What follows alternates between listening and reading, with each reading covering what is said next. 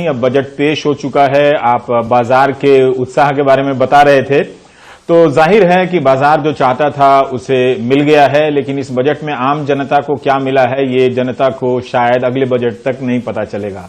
लेकिन आप देखें कि अभिषेक, जिस तरह से सरकार ने बेचने की बात कही है और प्राइवेटाइजेशन की जगह मोनेटाइजेशन का इस्तेमाल किया गया है, ईस्टर्न फ्रेट कॉरिडोर तक के एक तरह से विनिवेश की बात है, गेल इंडिया की पाइपलाइन है या फिर आप आईओसी एचपीसीएल की पाइपलाइन है, उसमें भी सरकार अपनी हिस्सेदारी बेच देगी। भारतीय जीवन बीमा, आप देखिए कि जब भी सरकार आर्थिक संकट में पड़ती है, जीवन बीमा, ऐसी खबरें आती रहती हैं कि भारतीय जीवन बीमा के पास इतना पैसा होता था कि वो सरकार को संकट से उबार देती थी। लेकिन इस बार सरकार इतनी संकट में है कि भारतीय जीवन बीमा को ही एक तरह से अब उसमें अपनी हिस्सेदारी बेचेगी, आईपीओ लेकर आएगी। और बीमा सेक्टर में जो सबसे बड़ा बदलाव किया गया, जिसका उत्साह आपको दिख रहा होगा कि 49% तक ही विदेशी निवेश हो सकता था। इसका मतलब ये था कि जो भी बीमा कंपनियां बाहर से आएंगी उस पर, वो भारत की कंपनियों पर उनका कंट्रोल रहेगा, लेकिन अब वो खत्म हो गया। अब वो 74% यानी जिसका भी शेयर होगा वो जाहिर है कि वही उसका एक तरह से मालिक बनेगा। ये एक खबर है। और आप देखें कि जो सैनिक स्कूल बनाने की बात कही गई है, 100 नए सैनिक स्कूल बनाए जाएंगे और उसमें भी आप देखेंगे कि कहा गया है कि प्राइवेट सेक्टर की मदद ली जाएगी, सैनिक स्कूल बनाने में ली जा सकती है। और कहीं ऐसा ना हो जाए कि आने वाले दिनों में अगले बजट तक जो पहले से सैनिक स्कूल चले आ रहे हैं उनको ही बनाने के नाम पर सौंप दिया जाए, क्योंकि इस बार सैनिक स्कूल में प्राइवेट सेक्टर की एंट्री हुई है। और ये भी आप देखिए कि ये तय किया गया है लक्ष्य कि 1,75,000 करोड़ सरकार विनिवेश के जरिए जुटाएगी। लेकिन पिछले साल भी 2 लाख करोड़ से ज्यादा का लक्ष्य रखा गया था और मैं मीडिया रिपोर्ट पढ़ रहा था कि उसमें आप देखें तो 15,000 कोई 16,000 करोड़ रुपए ही उस विनिवेश से सरकार हासिल कर पाई थी।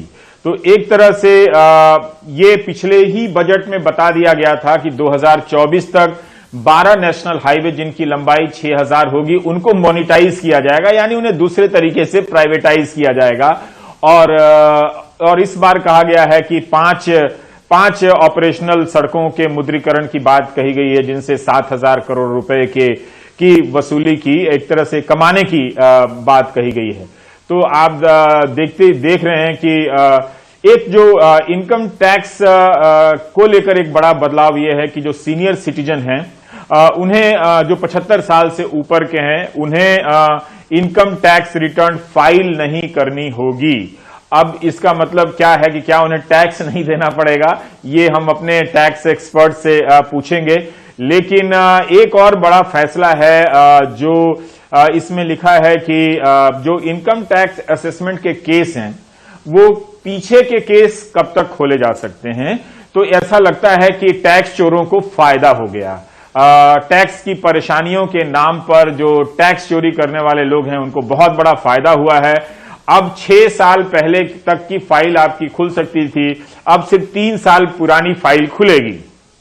तो इससे क्या होता है कि इससे किसान का तो फायदा नहीं है, इससे छोटे आमदनी वाले लोगों का तो फायदा नहीं है। तो जो बड़े लोग हैं, मिडिल क्लास जिसमें आते हैं, उनको बहुत फायदा होगा और वो बहुत वाहवाही करते हुए आपको नजर आएंगे जब पता चलेगा कि 6 साल पुराना केस अब नहीं खुलेगा। वैसे भी ईडी और इनकम टैक्स का आप जानते हैं राजनीतिक इस्तेमाल बढ़ गया है।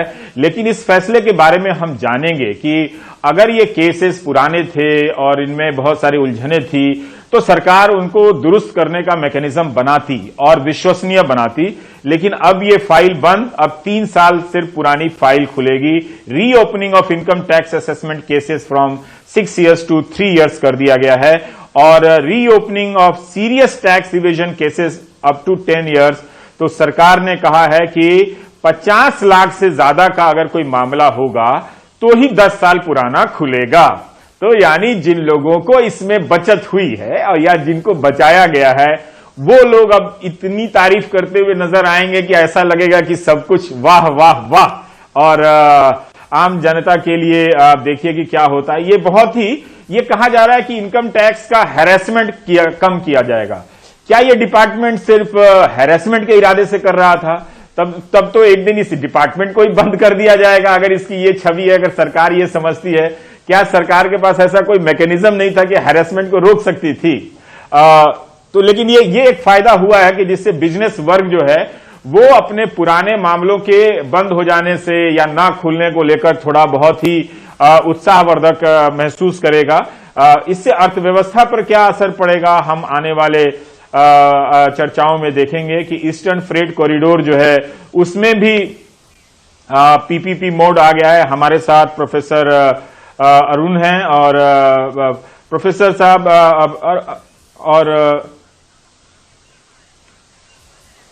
और एमके वेणु हैं, माफ कीजिएगा, और आमिरुल्लाह खान हैं। आमिरुल्लाह खान, मैं एमके वेणु से पहले आपसे ही जानना चाहता हूं, ये जो टैक्स की जो राहत दी गई है कि पुराने मामले नहीं खुलेंगे और जो सीरियस मामले हैं वो 50 लाख से ज्यादा के मामले हैं, तो एक सरकार जो जीरो करप्शन में विश्वास करती है वो खुद ही एक ऐसा स्कीम लेकर आती है। हालांकि मैं जानता हूं कि इसका इतना स्वागत होगा और इसको स्वागत करने के नाम पर टैक्स हैरेसमेंट को आगे बढ़ा दिया जाएगा।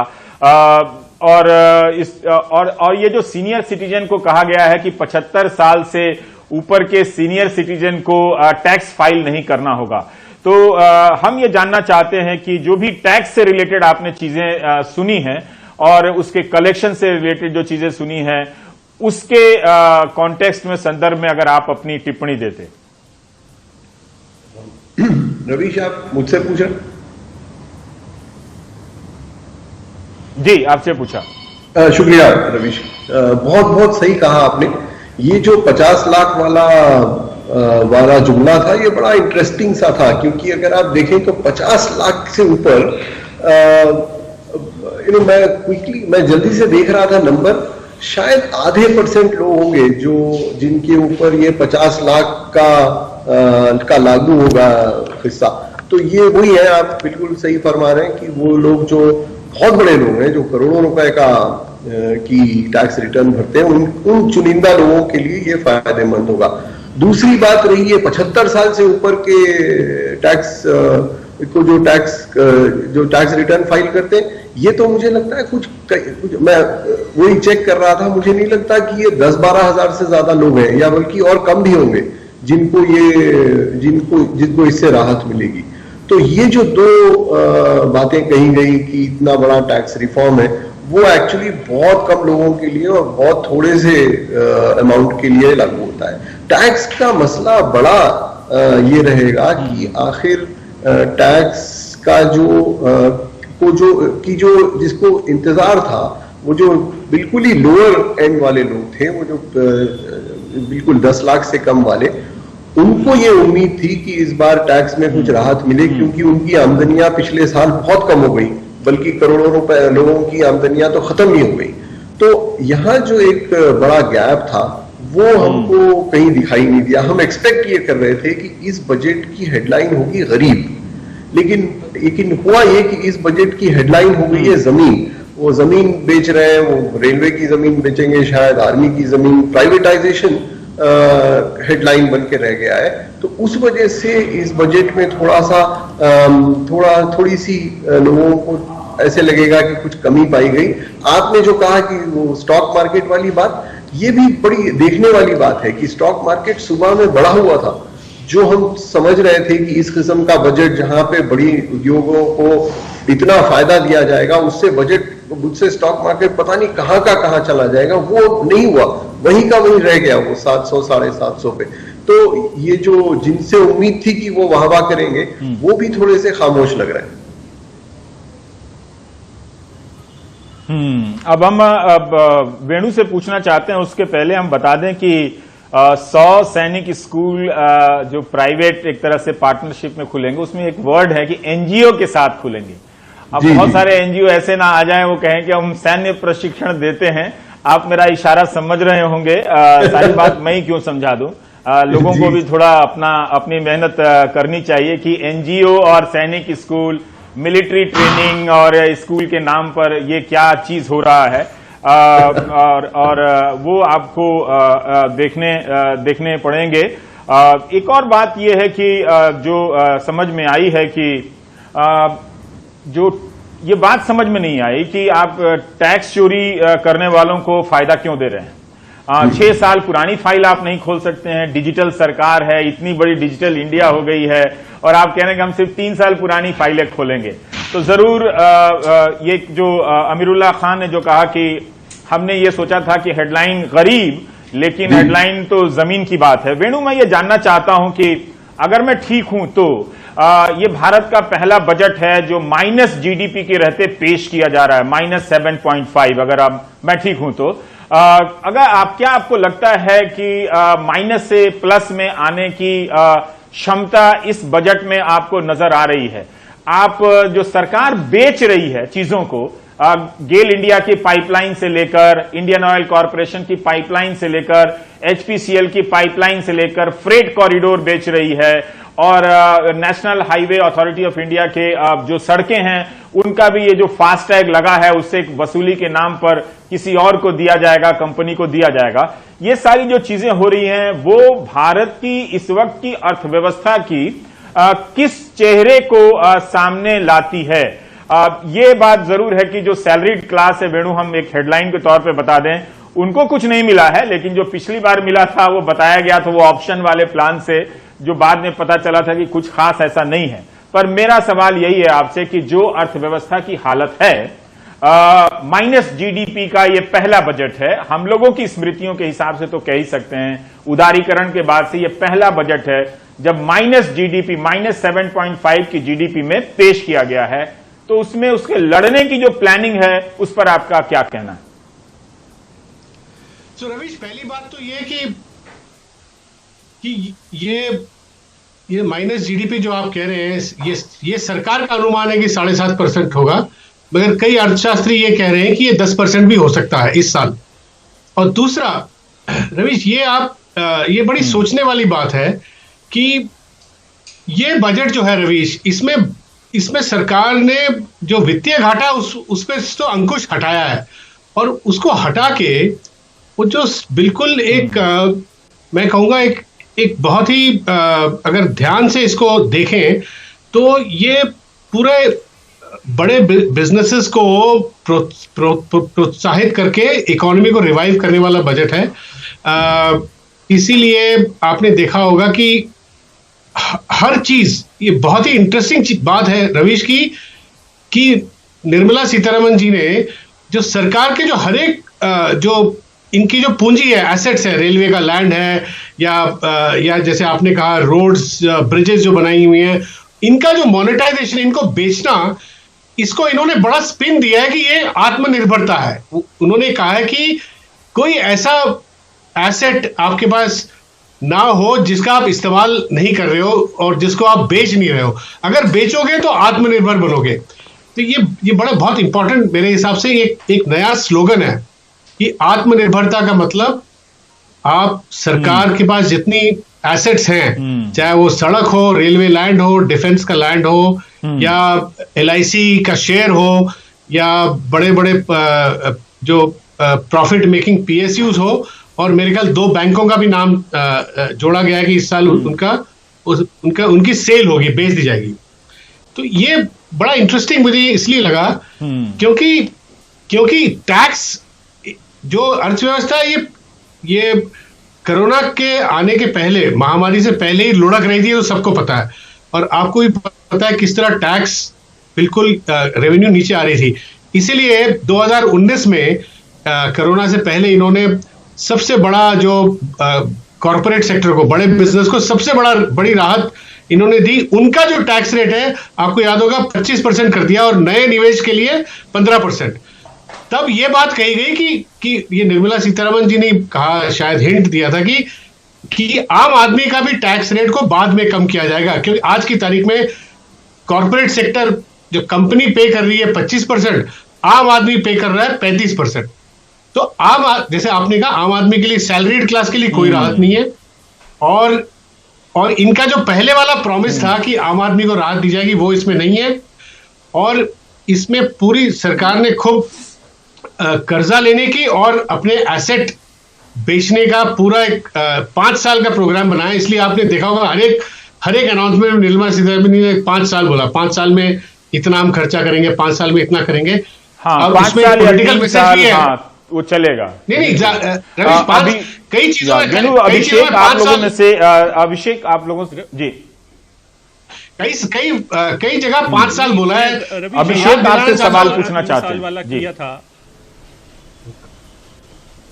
जी। रवीश, चूंकि आपने 3 साल वाला सवाल पूछा था कि 3 साल की केस, पुराने केस के बाद बंद कर दिया जाएगी फाइल को, तो वेणु मुझे ठीक कर सकते हैं और आमिरुल्लाह खान साहब भी ठीक कर सकते हैं अगर उनको याद हो कि जब नोटबंदी हुई थी तो ठीक उस वक्त में एक बड़ा ऐलान प्रधानमंत्री नरेंद्र मोदी की तरफ से किया गया था कि अगर टैक्स चोरी की गई है या गड़बड़ी की गई है तो हम कई पुश्तों तक के रिकॉर्ड निकालेंगे।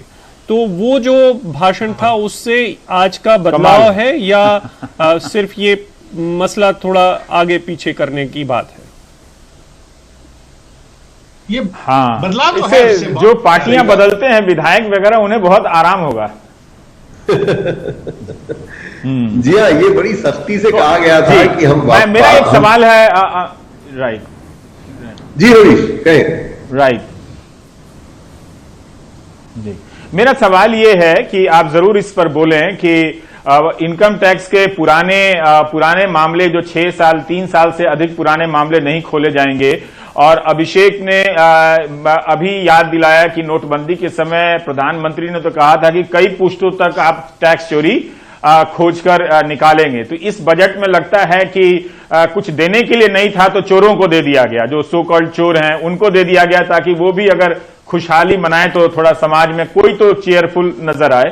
पर मेरा सवाल है भारतीय जीवन बीमा निगम के हिस्सेदारी को बेचने को लेकर और बीमा सेक्टर में 49% से 74% लाने को लेकर। मैं ये जानना चाहता हूं कि बेशक बाजार जरूर उत्साह दिखाएगा, लेकिन मैं ये भी देख रहा हूं कि जो बीमा सेक्टर उसको बिजनेस मिला है पिछले साल फसल बीमा योजना में, अटल बीमा योजना में, जो भी कंपनियां रही हैं उनकी जगह बैंक वाले काम कर रहे हैं। बैंक का मैनेजर बीमा बेच रहा है। तो मैं ज्यादा आपके क्षेत्र का जानकार नहीं हूं, तो बीमा कंपनियों को बिना निवेश का, बिना एक नौकरी दिए वो बैंक वालों से उसी तनख्वाह में बीमा भी बेचवा रहे हैं। मतलब एक मैनेजर अपनी सैलरी में जो मैंने बैंक के काम के लिए लेता है, उसी सैलरी में एक दूसरी कंपनी के लिए जो बीमा बेचती है उसके लिए काम करता है। मैं ये जानना चाहता हूं कि भारतीय जीवन बीमा निगम में आईपीओ बेचने की ये जो खबर है कितनी महत्वपूर्ण खबर है, खासकर इस संदर्भ में। ये रवीश मेरे से पूछ रहे हैं हम? जी आपसे पूछ रहा हूं। तो रवीश, ये जैसे मैंने आपसे कहा, अर्थव्यवस्था पिछले कई सालों से लुढ़कती हुई दिख रही है और सरकार को टैक्स रेवेन्यू से पैसा नहीं मिल रहा। रवीश, महामारी के चलते -7%, मेरे हिसाब से 10% होगा। इस रिसेशन में अब सरकार ने यह तय कर लिया है कि इनके पास जितनी बची कुची एसेट्स हैं, अच्छे जो इनके पास जो कंपनियां हैं और अच्छे जो इन्होंने जो एसेट्स क्रिएट किए जैसे रोड्स हुए, या इनको बेच के रिसोर्सेज इकट्ठा किया जाए। मगर मेरा प्रॉब्लम यह है कि ये जो रिसोर्स है ये लोगों का, टैक्स पेयर का पैसा है, तो ये आम आदमी के पास कितना जा रहा है ये हमें देखना जरूरी है। रिसोर्स आप बेच रहे हैं वो तो ठीक है, वो दिख रहा है कि आप बेच रहे हैं, तो आप इसका इस्तेमाल कैसे कर रहे हैं, ये एक बहुत बड़ा विषय है। और दूसरा रवीश, मैं ये एक और बात कहना चाहूंगा आपको, पॉलिटिकली मैं याद दिलाना चाहूंगा, जब वाजपेयी साहब के टाइम जब इंश्योरेंस में फॉरेन इन्वेस्टमेंट बढ़ाने की बात हुई थी, 24 से 39% की बात हुई थी, तो आरएसएस ने और संघ के लोगों ने अपनी सरकार को पार्लियामेंट में उस पर रोक टोक लगाई थी और उसको सैबोटेज किया था। आज की तारीख में आरएसएस, मैं बिल्कुल हैरान हूं कि आरएसएस 74% फॉरेन इन्वेस्टमेंट इंश्योरेंस पे, एलआईसी को बेचने, उस पे डाइवेस्टमेंट पे, और बैंकों को 2-3 पब्लिक सेक्टर बैंक्स को बेचने में सहमति दिखा रही है इसका इतना बड़ा आइडियोलॉजिकल शिफ्ट संघ परिवार में कैसे हुआ, ये बड़ी इंटरेस्टिंग स्टोरी है। इस पे मेरे ख्याल हमें पत्रकारों को पता करना चाहिए कि ये बदलाव आरएसएस के थिंकिंग में कैसे आया कि आरएसएस हमेशा ये कहती थी कि हिंदुस्तान का जो सेविंग्स है, हिंदुस्तान का जो के लोगों का जो पूंजी है, उसको हिंदुस्तान में ही की कंपनियां ही उसको रखे और उसको बढ़ाए। मतलब बाहर की कंपनियों को, दुनिया की कंपनियों को हिंदुस्तान की जो पूंजी है उस पर ज्यादा हाथ डालने ना दिया जाए।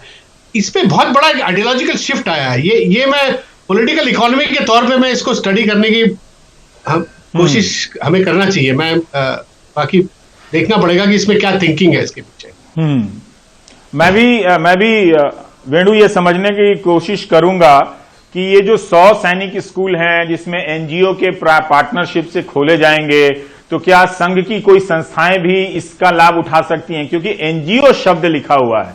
प्राइवेट स्कूलों को सैनिक स्कूल खोलने की इजाजत दी जाएगी, उसका मॉडल होगा। ये एनजीओ क्यों लाया गया है? तो बहुत सारे एनजीओ तो होते ही हैं उस विचारधारा से चलने वाले। तो ये मैं जरूर देखना चाहूंगा कि क्या बीमा सेक्टर के इस विनिवेश के बदले गिव एंड टेक हुआ है कि आप स्कूल चलाइए जो आप चलाना चाहते थे, बीमा और वगैरह वगैरह हम चलाएंगे जो हम जैसे चला रहे हैं।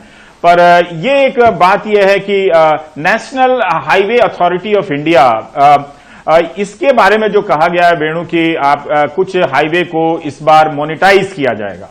पिछले बार भी कहा गया था कि 12 हाईवे को मोनेटाइज किया जाएगा 2024 के लिए। तो क्या इस बार जो ऐलान हुआ है वो पिछले बार वाला हुआ है? क्योंकि बड़ा कंफ्यूजन हो रहा है कि पिछले बार भी बहुत सारी जल जीवन योजना जैसे है वो भी 5 साल के लिए थी। इस बार भी आप कह रहे हैं कि national highway authority of India को एक तरह से उसकी 5 सड़कों का विनिवेश होगा, अगर मैं ठीक समझ रहा हूं, फ्रेट कॉरिडोर का विनिवेश होगा। तो क्या अब सरकार खुलकर आ गई है कि जो भी चीज है प्राइवेट सेक्टर को दे दो? बिल्कुल। तो रवीश, यही मैं कह रहा था कि अब सरकार पहली बार ये हुआ है कि खुल के बोल रही है कि हमारी जो जैसे एक अर्थशास्त्री हमेशा बोलते हैं कि आप कभी अपने घर बेच के आप कोई बिजनेस ऐसा ना हो कि आप अपने एसेट्स को बेच के, जमीन बेच के आप रोज का खर्चा चला रहे हो, सैलरी दे रहे हो। तो मेरे को लगता है सरकार इस मुकाम में आ गई है कि अब धीरे धीरे एसेट्स बेच के अब ये पूरे सरकार के तंत्र को चलाने की स्थिति अब आ गई है। क्योंकि जैसे मैंने कहा, टैक्स रेवेन्यू जो है वो गिरता चला जा रहा है और अभी जो जीएसटी में जो इंप्रूवमेंट बताया गया वो भी इतना कोई खास इंप्रूवमेंट नहीं है। 2017 में जितना आता था उससे थोड़ा ज्यादा है एवरेज जो इस साल जो है। तो ये मेरे ख्याल ये खुल के आ गए हैं कि अब ये बेचना है और बेच के सरकार की जो एसेट्स है उसको बेच के खर्चा चलाया जाए। और दूसरा रवीश, आपने जो बात कही जो एनजीओ की, जो सैनिक स्कूलों से जोड़ा जा रहा है, उसमें आप एक और ध्यान रखिएगा, जो पब्लिक सेक्टर कंपनियां हैं, जो बहुत मुनाफा कमाने वाली कंपनियां हैं, जैसे ओएनजीसी, आईओसी, जो ऑयल कंपनीज हैं, उनकी जो कॉर्पोरेट सोशल रिस्पॉन्सिबिलिटी का जो पैसा है 2% जो जाता है, ये बहुत कुछ इनके एनजीओ को जाता है जो संघ जो चलाती है। तो हो सकता है कि ये पब्लिक सेक्टर कंपनी का जो सीएसआर का जो पैसा ये एनजीओ को जाता है वो पैसा शायद ये इन स्कूलों में इन्वेस्ट किया जाए, वहां भी जुड़ सकता है। तो ये मेरे को एकदम ख्याल आया जब एनजीओ की बात करी, सैनिक स्कूल में जो एनजीओ जुड़ेंगे, तो मेरे ख्याल वो लगता है वो भी टैक्स पेयर का ही पैसा होगा, हमारा तुम्हारा पैसा ही जाएगा वहां।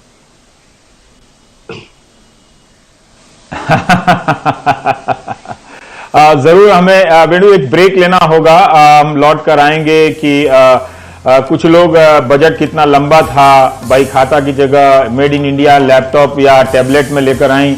अब टैबलेट कहीं भी बन जाता है, मतलब जब एप्पल बनाया करती थी तब भी इस देश में बहुत सारी कंपनियां लोकल टैबलेट बना लिया करती थी। जरूर उन सब चीजों की चर्चाएं हो रही होंगी, लेकिन टैक्स के ढांचे में कोई बदलाव नहीं हुआ।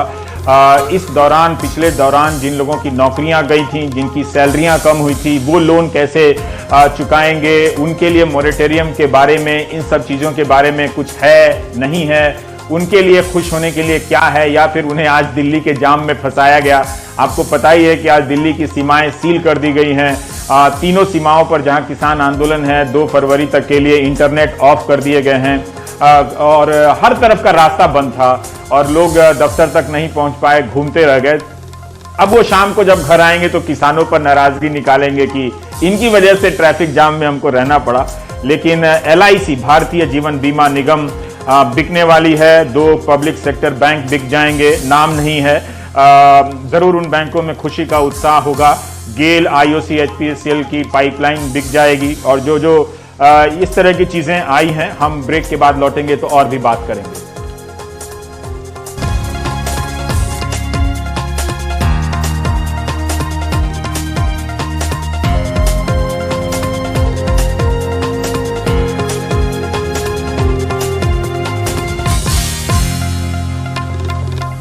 नमस्कार, मैं रवीश कुमार, आप देख रहे हैं बजट इंडिया। जो बजट से जुड़ी खबरें हैं उसमें महत्वपूर्ण बात यह है कि 75 साल से अधिक के उम्र के लोगों को टैक्स रिटर्न फाइल नहीं करना पड़ेगा।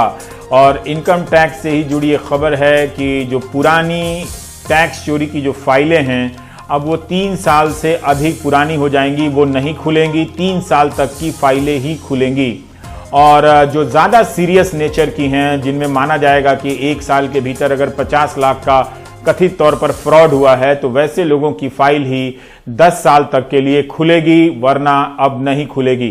तो इस तरह से टैक्स चोरों को फायदा मिला है इस बजट में, क्योंकि जैसा कि अभिषेक ने याद दिलाया कि नोटबंदी के समय प्रधानमंत्री ने तो कहा था कि जिसने भी टैक्स चोरी की है, जिसके पास काला धन है, उसके कई पुश्तों तक वो जाकर खोज कर निकाल लाएंगे। लेकिन ये राहत क्यों दी गई, ये कितनी बड़ी राहत है? हमारे साथ रवि सिंघारी साहब हैं। आप बता सकते हैं कि बहुत सारे ऐसे लोग जिनकी नौकरी गई है, जिनकी सैलरी कम हो गई है, या फिर जो लोन के दबाव में हैं, ये वाला जो सेगमेंट है उसके लिए इस बजट में क्या है, और पिछले बजट में जो भी अनाउंस हुआ था उसका बेनिफिट आपको यहां तक नजर आ रहा है, उसका क्या बेनिफिट हुआ सरकार को या लोगों को? अगर शुरुआत करें पिछले बजट की, जहां हमारे फाइनेंस मिनिस्टर ने एक नया स्लैब रखा था जिसमें यह कहा गया था कि अगर आप बाकी कोई और बेनिफिट ना ले तो आपको एक ज्यादा स्लैब का बेनिफिट मिलता है। पर उसकी जब कैलकुलेशन की गई थी तो वो अपने आप में ही एक बहुत कॉम्प्लिकेटेड कैलकुलेशन थी और उसका बेनिफिट बिल्कुल भी पास ऑन नहीं हो रहा था। तो वो उसी चीज को कंटिन्यू रखा गया है। और मेरे हिसाब से एक मांग थी बजट के पहले कि अगर और कुछ नहीं तो इन स्लैब को थोड़ा कम किया जाए, बिकॉज एक आम आदमी के लिए समझना कि कैलकुलेट कैसे करना अपने आप में ही एक बहुत बड़ा स्टडी हो जाता है। दूसरा, जैसा मैंने बजट के पहले भी बोला था कि जो इस कोविड महामारी के कारण काफी लोग बेरोजगार हुए हैं, लोगों की आय कम हुई है और खर्चे वैसे के वैसे हैं। इनफैक्ट जो लोग घर से काम कर रहे हैं उनके खर्चे बढ़ गए हैं, क्योंकि काफी लोगों के घर में काम करने की सहूलियत नहीं होती है, तो उन्होंने उस पर निवेश करके घर में काम करने की सहूलियत बनाई।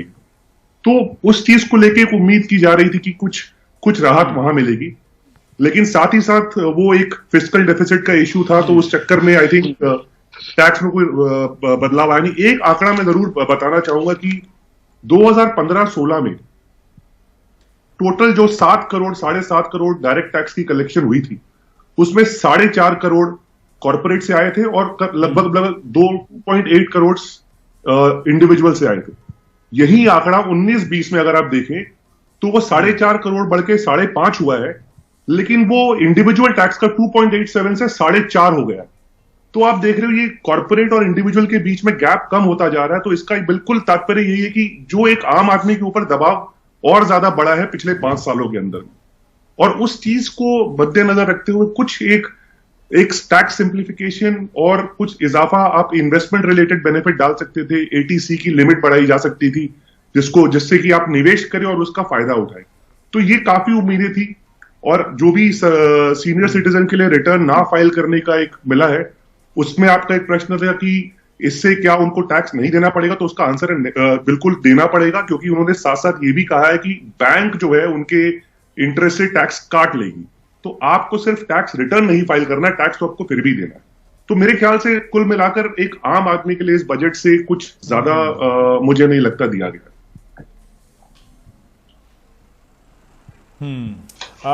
देवेंद्र शर्मा हमारे साथ हैं। देवेंद्र, मैं आपसे खेती को लेकर जानना चाहता हूं।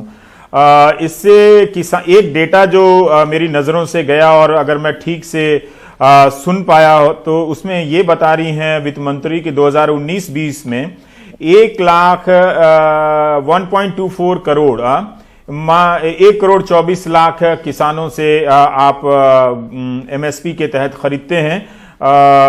शायद ये गेहूं का ही आंकड़ा था। और इस साल 2020-2021 में 1,54,00,000, मतलब सिर्फ 30 लाख अधिक किसान एमएसपी के दायरे में आए हैं। जबकि किसान सम्मान योजना की वेबसाइट पर जाएं तो वहां 14.5 करोड़ किसानों का ब्यौरा मिलता है। उसमें से अगर 1.5 करोड़ किसानों को अगर एमएसपी के नेटवर्क में लाया गया है तो सरकार को यह नहीं कहना चाहिए कि कोई बहुत बड़ा तीर मार लिया गया है। देवेंद्र, मैं चाहता हूं कि आप समग्र रूप से जो आपका ऑब्जर्वेशन है खेती के बारे में, आप हमारे दर्शकों को आप बताइए। देखिए, जो आज खेती में संकट है और जब से ये प्रदर्शन हो रहे हैं दिल्ली के बॉर्डर्स के ऊपर, तो एक्सपेक्टेड था कि सरकार खेती के ऊपर बहुत फोकस करेगी इस बजट में। और बहुत से लोग ये मानते थे कि बजट जो आएगा किसानों के लिए उसमें कुछ इतने पॉजिटिव डेवलपमेंट्स होंगे कि शायद जो किसानों का गुस्सा है वो काफी हद तक कम हो जाएगा, ये लोग मान रहे थे। लेकिन सरकार ने तो एक चीज रीट्रेट की है अपनी कि भाई हम एमएसपी 1.5 गुना देते हैं कॉस्ट ऑफ प्रोडक्शन से, जो ये इतने दिनों से क्लेम ऑलरेडी हो रहा था। और ये हम जानते हैं कि स्वामीनाथन कमीशन की जो रिकमेंडेशन थी वो जो 1.5 गुना मांग रहे थे वो कॉम्प्रिहेंसिव कॉस्ट के ऊपर था। मैं थोड़ा सा इसका एक क्लियर कर दूं कि इसका मतलब क्या है। अभी देखिए, पंजाब में जब प्रोक्योरमेंट होती है वीट और पैडी की, तो पिछले साल जो उनको दाम मिला है वीट और पैडी का, तो तकरीबन 56,000 करोड़ रुपया किसानों की जेब में आया है बाय वे ऑफ एमएसपी 2020 में, वीट और पैडी की हम ले ले तो। लेकिन अगर वो स्वामीनाथन कमीशन के हिसाब से अगर वो एमएसपी मिलता तो एक अध्ययन अभी आया है पंजाब में कि किसानों को 14,296 करोड़ रुपए का अतिरिक्त उनको एडवांटेज होता, तो उनको बेनिफिट मिलता। 14,296 करोड़ आप मानेंगे छोटा अमाउंट नहीं है। तो ये तो एक बात स्पष्ट होती है कि जो हम कह रहे हैं कि भाई हमने 1.5 गुना किसानों को इतना प्रॉमिस किया था हम दे रहे हैं, तो वो उसका जो नापने का या पैमाना है वो अलग अलग है। तो इसी के करके शायद एक कंफ्यूजन क्रिएट रहता है कि सरकार ने वो ऑलरेडी स्वामीनाथन कमीशन रिपोर्ट को जो है इंप्लीमेंट कर दिया या उनके रिकमेंडेशन को फॉलो किया है। दूसरी बात यह है कि गेहूं, धान, पल्सेस और जो ये डाटा दिया गया है आज कि 2013-14 में इतने किसानों को प्रोक्योरमेंट होता था और यह इतना बेनिफिट मिलता था, और अभी बढ़कर जैसा कि आपने कहा पैडी में तकरीबन 1.5 लाख करोड़ से ज्यादा कहा गया है, गेहूं में 75,000 करोड़ रुपए से ज्यादा बताया गया है कि इतना प्रोक्योरमेंट हुआ है, इतना अमाउंट का प्रोक्योरमेंट हुआ है। वो सब तो ठीक है, यही तो नियमित रूप से हर साल बढ़ते जा रहे थे। तो कोई ऐसी एडिशनल जो है कि किसानों के लिए कि ये बताया जाता है कि वो एमएसपी की जो डिमांड है उस पर कुछ सरकार ने एक मैसेज दिया है कि आगे से वो बढ़ेगा, इन द सेंस कि सारे देश में वो इम्प्लीमेंट होगा या फॉलो होगा, वो कहीं नजर नहीं आया। कहने का मतलब ये है कि जो मुख्य डिमांड थी किसानों की कि उनकी इनकम बढ़नी चाहिए बाय वे ऑफ प्राइस जो वो मांग रहे थे, और मुझे लगता था कि शायद ये अपॉर्चुनिटी है कि कम से कम सरकार जो पीएम किसान स्कीम है जिसके तहत किसानों को 6,000 रुपए, जैसा आपने पहले कहा, वो किसानों को मिलता है, उसी को बढ़ाते या उसी को कम से कम ट्रिपल कर देते, 18,000 रुपए अगर साल का मिलता, जिसके लिए अतिरिक्त हमारा बर्डन 1.5 लाख करोड़ रुपए का आना था। तो मुझे लगता है कि वो एक्सपेक्टेशन जो थी वो नहीं, किसानों को जो है उससे कुछ एडवांटेज मिलेगा, यानी वही पुराना जो सिस्टम था वही ऑपरेट कर रहा है। तो ये एग्रीकल्चर में देखा जाए तो जितनी आशा थी, और स्पेशली जब ये हम कहते हैं कि डिमांड बढ़ेगी अगर एग्रीकल्चर में किसानों के हाथ में पैसा आएगा, तो वो जो है कहीं नजर नहीं आया कि ऐसा कुछ इनिशिएटिव लिया गया हो या उससे कोई इतना बदलाव आ जाए कि आप देखेंगे कि डिमांड जो है बढ़ जाएगी एग्रीकल्चर क्षेत्र में। और उसका मतलब है कि जो इनकम बढ़नी चाहिए थी किसानों की वो हमें कहीं नजर नहीं आया कि उसके क्या क्या स्टेप्स उन्होंने लिए हैं।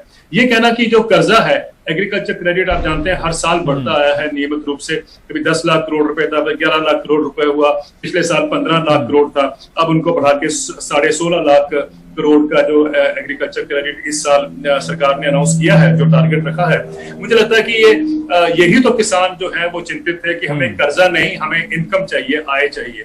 और वो कहीं ना कहीं जो बोल्ड रिफॉर्म होनी चाहिए कि हम कैसे किसानों को उसके क्रेडिट के चक्कर से निकाल कर हम इनकम के तरफ लेके जाएं, वो कहीं नजर नहीं आए। मतलब कहने का कि एक बोल्ड रिफॉर्म्स एग्रीकल्चर में भी होने चाहिए थे या एक्सपेक्टेड थे, लेकिन कहीं नजर नहीं आए। और जो स्कीम्स हैं उसके अंदर बाकी वो तो ठीक है, उसमें कई चीजें जो इम्प्रूवमेंट करने वाली थी, आपने माइक्रो इरिगेशन पे फोकस किया है, असम के टी गार्डन्स पे, ये बहुत ही अच्छा एक स्टेप है कि 1000 करोड़ रुपए का प्रावधान किया है असम और वेस्ट बंगाल के टी गार्डन्स में, स्पेशली विमेन और चिल्ड्रन, क्योंकि वहां एक्सप्लॉयटेशन बहुत है और मजदूर जो है वो बहुत सफर कर रहे थे। मुझे लगता है कि ये बहुत पॉजिटिव डेवलपमेंट है। लेकिन जनरली अगर हम देखें तो ऐसा कोई सी चेंज नहीं एग्रीकल्चर में एक्सपेक्ट किया जा सकता है या किया जाना चाहिए, क्योंकि नॉर्मल सिस्टम जो है उसी को आगे हमने खींचने की बात की है।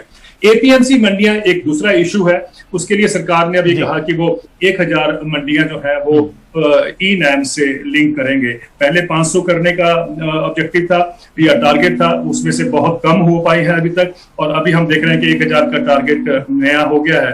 तो लेट अस होप कि वो ई नैम के आने से, लेकिन ई नैम के भी आने से जो असली इशू किसानों का है कि भाई उनको एश्योर्ड इनकम मिले।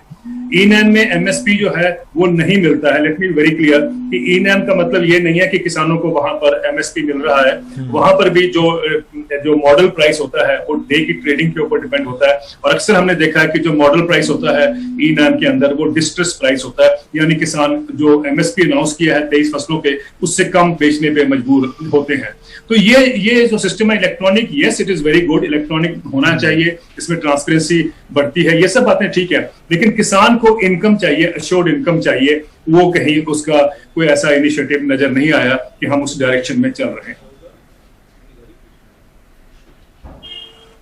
अभिषेक आपसे कुछ पूछना चाहते हैं। अभिषेक, मेरा नहीं, मैं खेती के सवाल रवीश आप चालू रख सकते हैं, लेकिन मेरा वेणु से समझना था कि इस बजट में क्या क्या नहीं है। जैसे मैंने समझने की कोशिश की कि क्या इस बजट में जो सबसे बड़ा रोजगार खेती और बाकी की चीज़ों के साथ साथ जो रोजगार मुहैया कराते हैं वो हैं होटल्स, रेस्टोरेंट या सर्विस, हॉस्पिटैलिटी इंडस्ट्री।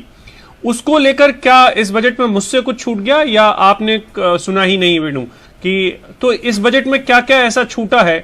क्योंकि सबसे बुरी मार अगर रोजगार को लेकर, वेणु आपने देखा होगा कि रोजगार को लेकर बुरी मार है, और जहां पर सबसे ज्यादा रोजगार साफ हुआ है वो हॉस्पिटैलिटी इंडस्ट्री है। तो उसको कुछ मिला है या शून्य है सब कुछ?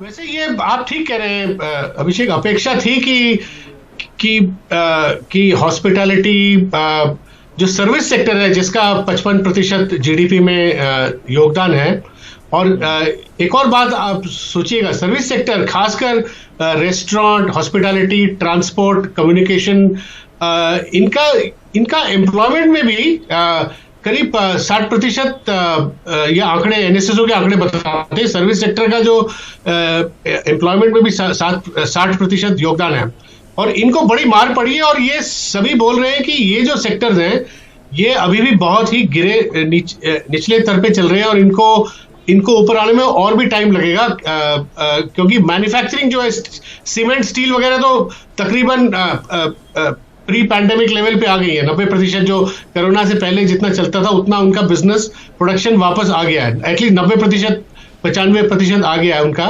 मगर ये जो सेक्टर है ये अभी भी बहुत ही निचले स्तर पे पड़े हुए हैं, और इनकी अपेक्षा थी कुछ मिलेगा इनको, मगर इनको कुछ मिला नहीं। तो ये थोड़ी बहुत तो मुझे भी इसमें थोड़ा ताजुब हुआ कि इनको खासकर कुछ मिला क्यों नहीं। और हो सकता है कि ये सोचा जा रहा है कि सरकार ये सोचो, क्योंकि अब वैक्सीन वगैरह अगर आ गया है और लोगों को वैक्सीनेट कर दे तो शायद ये कि होटल और सर्विसेज और ट्रांसपोर्ट वगैरह भी पिकअप होगा। इसमें खासकर जो अर्बन ट्रांसपोर्ट की बात करूंगा, ये आप सोचिए, पेट्रोल, हिंदुस्तान एक ऐसा इमर्जिंग मार्केट इकोनॉमी है, जो विकासशील देश है, जहां पे पेट्रोल पे, डीजल पे 100% टैक्स है। आप सोचिए, जो जितने लोग उबर और ये सारे चलाते हैं गाड़ियां, जो इंडिया में सेल्फ एम्प्लॉयड बहुत हैं, अपनी गाड़ी चलाते हैं, ड्राइव करते हैं, चाहे वो पैसेंजर की ड्राइविंग करते हो या दूसरा ट्रांसपोर्ट करते हो कमर्शियल, उन पे आप सोचिए कितनी उन पे कॉस्ट कितना बढ़ता है ये पेट्रोल डीजल की वजह से। मैंने सोचा कि शायद उसमें भी कुछ राहत इनको शायद मिले, मगर अभी तक कुछ वैसे राहत दिख नहीं रही है इस सेक्टर्स के लिए, सर्विस सेक्टर के लिए। अमीरुल्लाह, मैं आपसे ये आपने सही कहा कि अगर आप 2014 से देखें तो पेट्रोल और डीजल पे जो एक्साइज ड्यूटी है वो डबल हो गए, और डबल होने का मतलब यह है कि हमारे मोहल्ले में जो टेम्पो वाला सब्जी लेकर आता है दुकानों की सप्लाई करने के लिए, या फिर ब्रेड अंडा जो भी छोटी छोटी चीजें सप्लाई करता है, वहां से लेकर ओला उबर तक देखिए, और बड़े बड़े ट्रकों वाला ट्रक जो चलाते हैं उनको देखिए, तो बहुत ही थिन मार्जिन पे वो ऑपरेट करते हैं। और उनका अगर आप एक तरह से पेट्रोल डीजल की एक्साइज ड्यूटी बढ़ती चली जाए तो उनका मार्जिन कम होता जाता है, और ऐसे समय में जब बिजनेस कम हुआ है तो वो ज्यादा बर्बाद हुए हैं एक तरह से। मैं ये अमीरुल्लाह आपसे ये जानना चाहता हूं कि जो फिजिकल डेफिसिट है वो 2021-22 के लिए 6.8 है जीडीपी का, और ये अनुमान है कि ये और बढ़कर 9.5% हो जाएगा।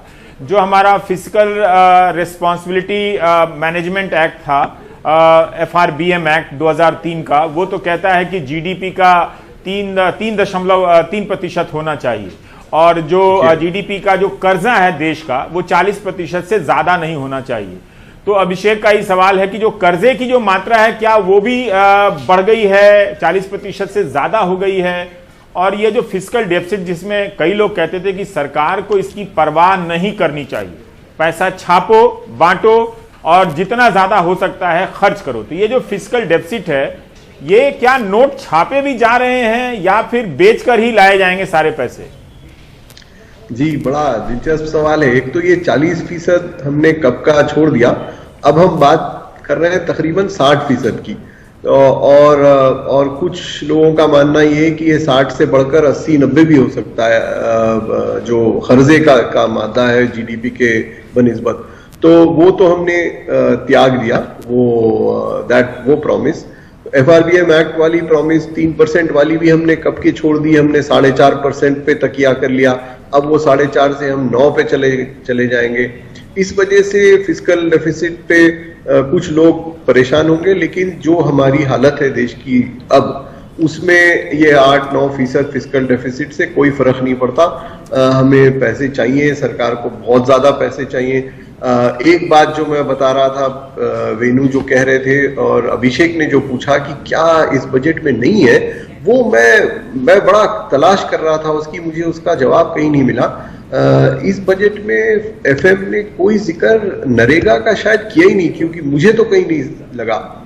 और अगर आप नरेगा को ही देखें तो पिछले साल जो डिमांड था नरेगा की स्कीम का, वो तकरीबन 90% ज्यादा था एलोकेशन से, और हमको ये पूरी उम्मीद थी कि इस साल चूंकि बहुत ज्यादा डिस्ट्रेस माइग्रेशन हो रखा है, लोग अभी भी नौकरी की तलाश में हैं, तो नरेगा का जो आउटले है वो बढ़ाया जाएगा। और दूसरी बात जो हम देख रहे थे बजट में, वो ये कि क्या नरेगा की स्कीम अर्बन एरिया में भी एक्सटेंड की जाएगी, इसकी भी बात की थी कैबिनेट ने पिछले साल, लेकिन शायद वो इस बजट ने भुला दिया।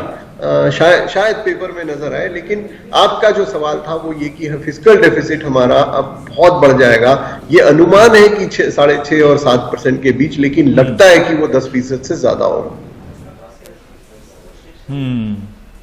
मनरेगा का कोई मेंशन नहीं है, लेकिन आप फिक्की और सीआईआई जरूर 10 में से 11 नंबर दे रहे होंगे बजट को हर साल की तरह, उनके प्रतिनिधियों को ही। लेकिन जो बजट में अच्छा लगता है उतना अच्छा तो बजट बनाने वालों को भी नहीं लगता होगा जितना फिक्की को लगता है और जितना सीआईआई को लगता है। नितिन गडकरी जो हमारे परिवहन मंत्री हैं वो प्रेस कॉन्फ्रेंस कर रहे हैं, इनके मंत्रालय को लेकर भी बहुत सारे फैसले हुए हैं। टोल प्लाजा को प्राइवेटाइज मोनेटाइज करने की बातें हुई हैं, और जो चुनावी राज्य हैं असम, केरल, तमिलनाडु और बंगाल, इनमें कई हजार करोड़ से लेकर लाख करोड़ तक के नेशनल हाईवे प्रोजेक्ट का ऐलान हुआ है। पैसा कहां से आएगा, कौन देगा, ये शायद मंत्री जी अब बता रहे होंगे। अभी जो बाइक आप यूज कर रहे हैं वो 80 किलोमीटर तक गई है, तो इसका मतलब ये जो पुराने सब जाएंगे और नए आएंगे, तो इसमें जो इंपोर्ट है 8 लाख करोड़ का, वो भी कम होगा, पोल्यूशन भी कम होगा, फ्यूल इफिशियंसी उड़ गया और वो इसमें बचेगा। Newer heavy commercial vehicle are 3 to 6% more fuel efficient. ये ट्रक वगैरह में काफी इसमें फायदा होगा। और improved safety features such as air bags, ABS and crash norms. अभी मैंने ट्रांसपोर्ट मंत्री होने के नाते एयर बैग्स को भी मैंडेटरी किया है, तो ये मुझे लगता है ये सब फायदा होगा। इससे करीब 10,000 करोड़ की नई इन्वेस्टमेंट आएगी और करीब 50,000 नए जॉब क्रिएट होंगे ये स्क्रैपिंग पॉलिसी के कारण। Timely fitness check, emission norms and operational conditions of vehicles through automated monitoring system. अब देश में हम ये सिस्टम बड़े प्रमाण पर खड़े कर रहे हैं ड्राइविंग ट्रेनिंग सेंटर के साथ। End of life criteria under the policy would be beneficial to remove most unfit defective vehicles. Availability of low cost raw material for scrapping industry, ये मैंने आपको बताया। तो स्क्रैपिंग पॉलिसी बहुत दिनों से थी, वो इसमें आई है और आज मैंने बेनिफिट आपको बताया। मैं आज से 15 दिन के अंदर, क्योंकि वित्त मंत्री जी ने हमारे को अधिकार दिया है, मैं स्क्रैपिंग पॉलिसी डिक्लेयर करने का काम करूंगा। ये जो विशेष रूप से हमारी भारतमाला परियोजना जो है, उसमें 24,800 किलोमीटर हमने लेंथ ली थी और उसमें से 10,206 किलोमीटर जो है ऑलरेडी अंडर इम्प्लीमेंटेशन है और कुछ पूरी भी हुई है।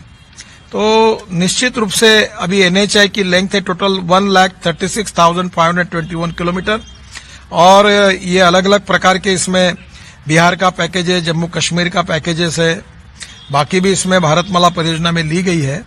तो ओवरऑल मेरा विश्वास है कि देश का जो इंफ्रास्ट्रक्चर है, आज आप देख रहे हैं, वैसे मैं जब मंत्री बना तो उस समय से आज के 5 साल में मोदी जी के नेतृत्व में करीब 50-60% इंफ्रास्ट्रक्चर सुधर गया है और इस 5 साल में हमारा रोड इंफ्रास्ट्रक्चर इंटरनेशनल स्टैंडर्ड के बराबरी में होगा और कुछ हमारे 22 ग्रीन हाईवे जो बन रहे हैं वो इससे भी बेटर बनेंगे, जो वर्ल्ड स्टैंडर्ड के बने। जैसे अभी आप में से बहुत से लोग हमारे 16 लेन रोड पर जाते हैं, जो आपका दिल्ली मेरठ का पार्ट है, तो आप में से बहुत लोगों का टाइम पीरियड 1.25 घंटा जो आते थे यहाँ पार्लियामेंट तक आने के लिए, वो 15 मिनट में आने लगे हैं। और दिल्ली मेरठ अभी हम लोग 2 महीने में शुरू करेंगे, तो जो 4 घंटे लगते थे वो 45 मिनट में। तो ऐसे 22 ग्रीन हाईवे है। तो ये रोड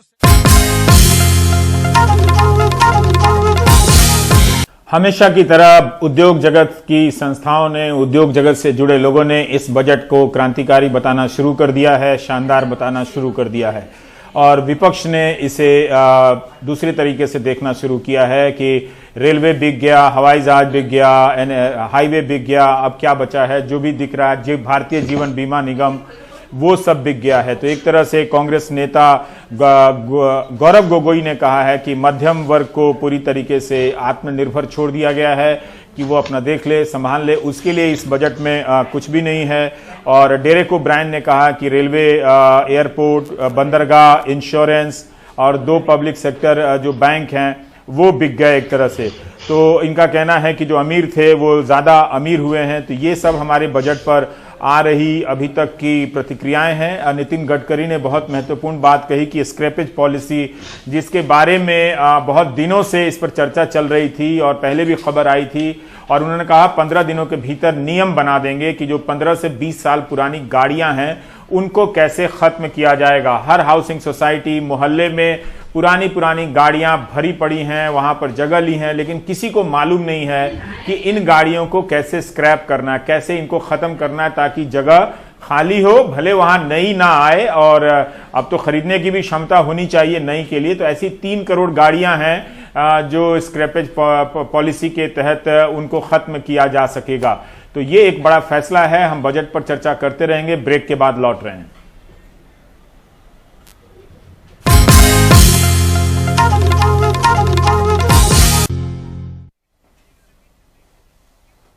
और इस बजट में 100 नए सैनिक स्कूल एनजीओ की मदद से खोले जाएंगे। अब ये एनजीओ कौन होंगे, इनका क्या प्रारूप होगा, ये अभी स्पष्ट नहीं है। आप कयास लगा सकते हैं, लेकिन सैनिक स्कूल के कर्मचारियों ने मुझे पत्र लिखा है और कहा है कि देश में 29 सैनिक स्कूल चल रहे हैं और भारतीय वायुसेना, थल सेना और नौसेना के जो अधिकारी बनते हैं या राष्ट्रीय रक्षा अकादमी में प्रवेश के लिए जाते हैं, वहां से ये छात्र तैयार किए जाते हैं। और कुछ लोग पूर्व थल सेनाध्यक्ष जैसे जनरल दलबीर सिंह सुहाग सैनिक स्कूल चित्तौड़गढ़ के हैं और पूर्व एयर चीफ मार्शल अरूप रहा सैनिक स्कूल पुरुलिया के हैं।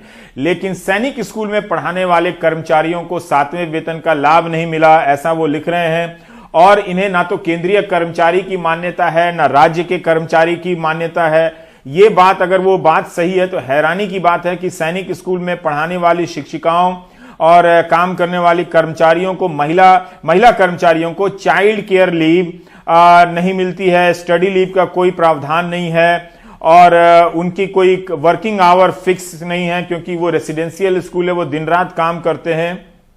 इस तरह की चीजें इन्होंने लिखा है कि पॉलिटिकल माइलेज लेने के लिए नए सैनिक स्कूल खोले जा रहे हैं, मगर जो सैनिक स्कूल के कर्मचारी हैं उनकी बात कोई नहीं कर रहा है। तो हमने यहां पर कर दी, लेकिन अगर सारे लोग व्हाट्सएप के मीम में बिजी हैं तो रवीश कुमार की बात करने से क्या होने वाला है। तो मैं अभी ब्रेक लेता हूं, लौट कर आऊंगा तो फिर संगठित रूप से बजट की बात करूंगा।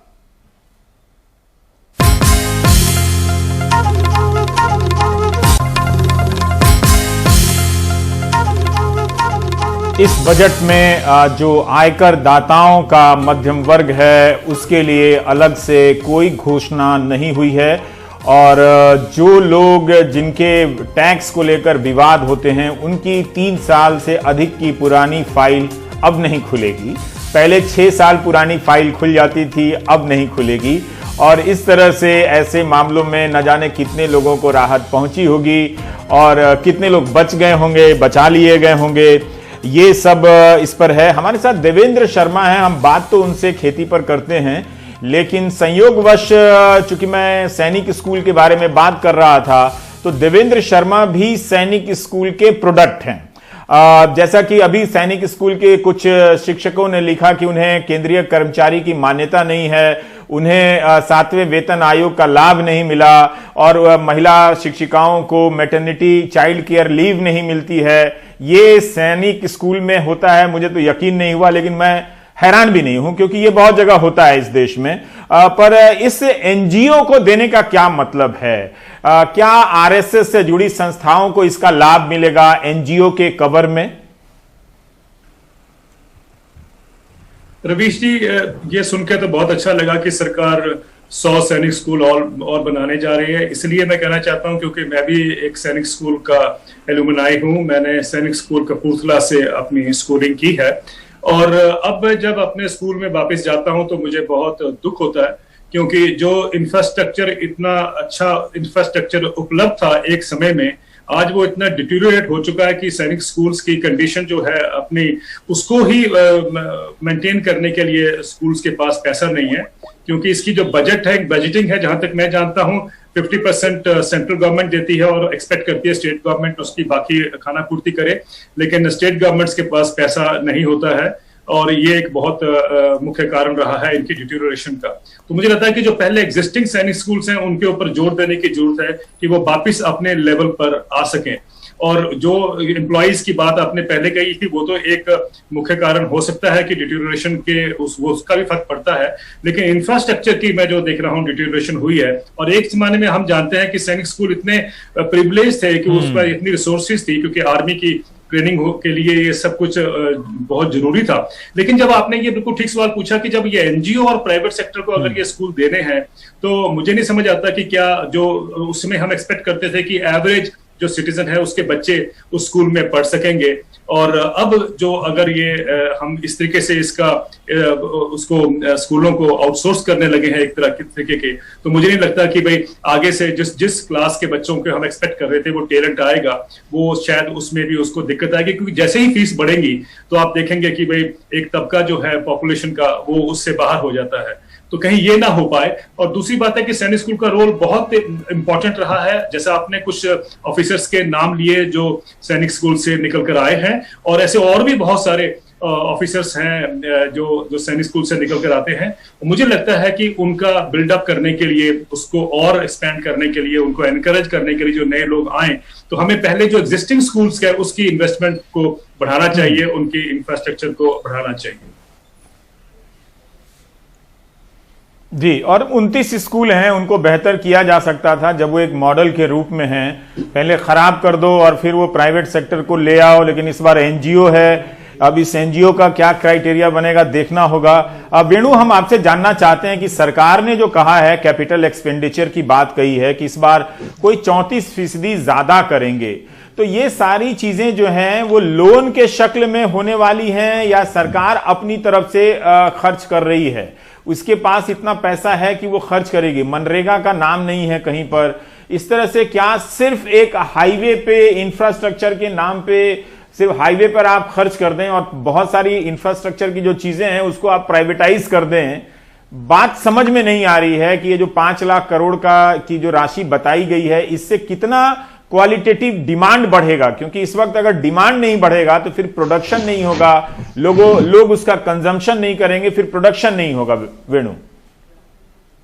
हाँ रवीश, एक बात तो सही है कि क्योंकि कोरोना की महामारी की वजह से दुनिया में सभी लोग अपना वित्तीय घाटा बढ़ा रहे हैं, तो इस बारी सरकार ने भी खुल के अपना वित्तीय घाटा बढ़ाया है और दिखाया है। जैसे इस साल चालू वर्ष में वित्तीय घाटा 9.5% जीडीपी का, ये तो मैं कहूंगा कि कई मतलब मेरे ख्याल 20, 30, 40 साल में इतना ज्यादा वित्तीय घाटा एक साल में हमने देखा नहीं है। तो ये तो, और अगले साल का भी वित्तीय घाटा काफी ऊंचा रखा है, 6.5%।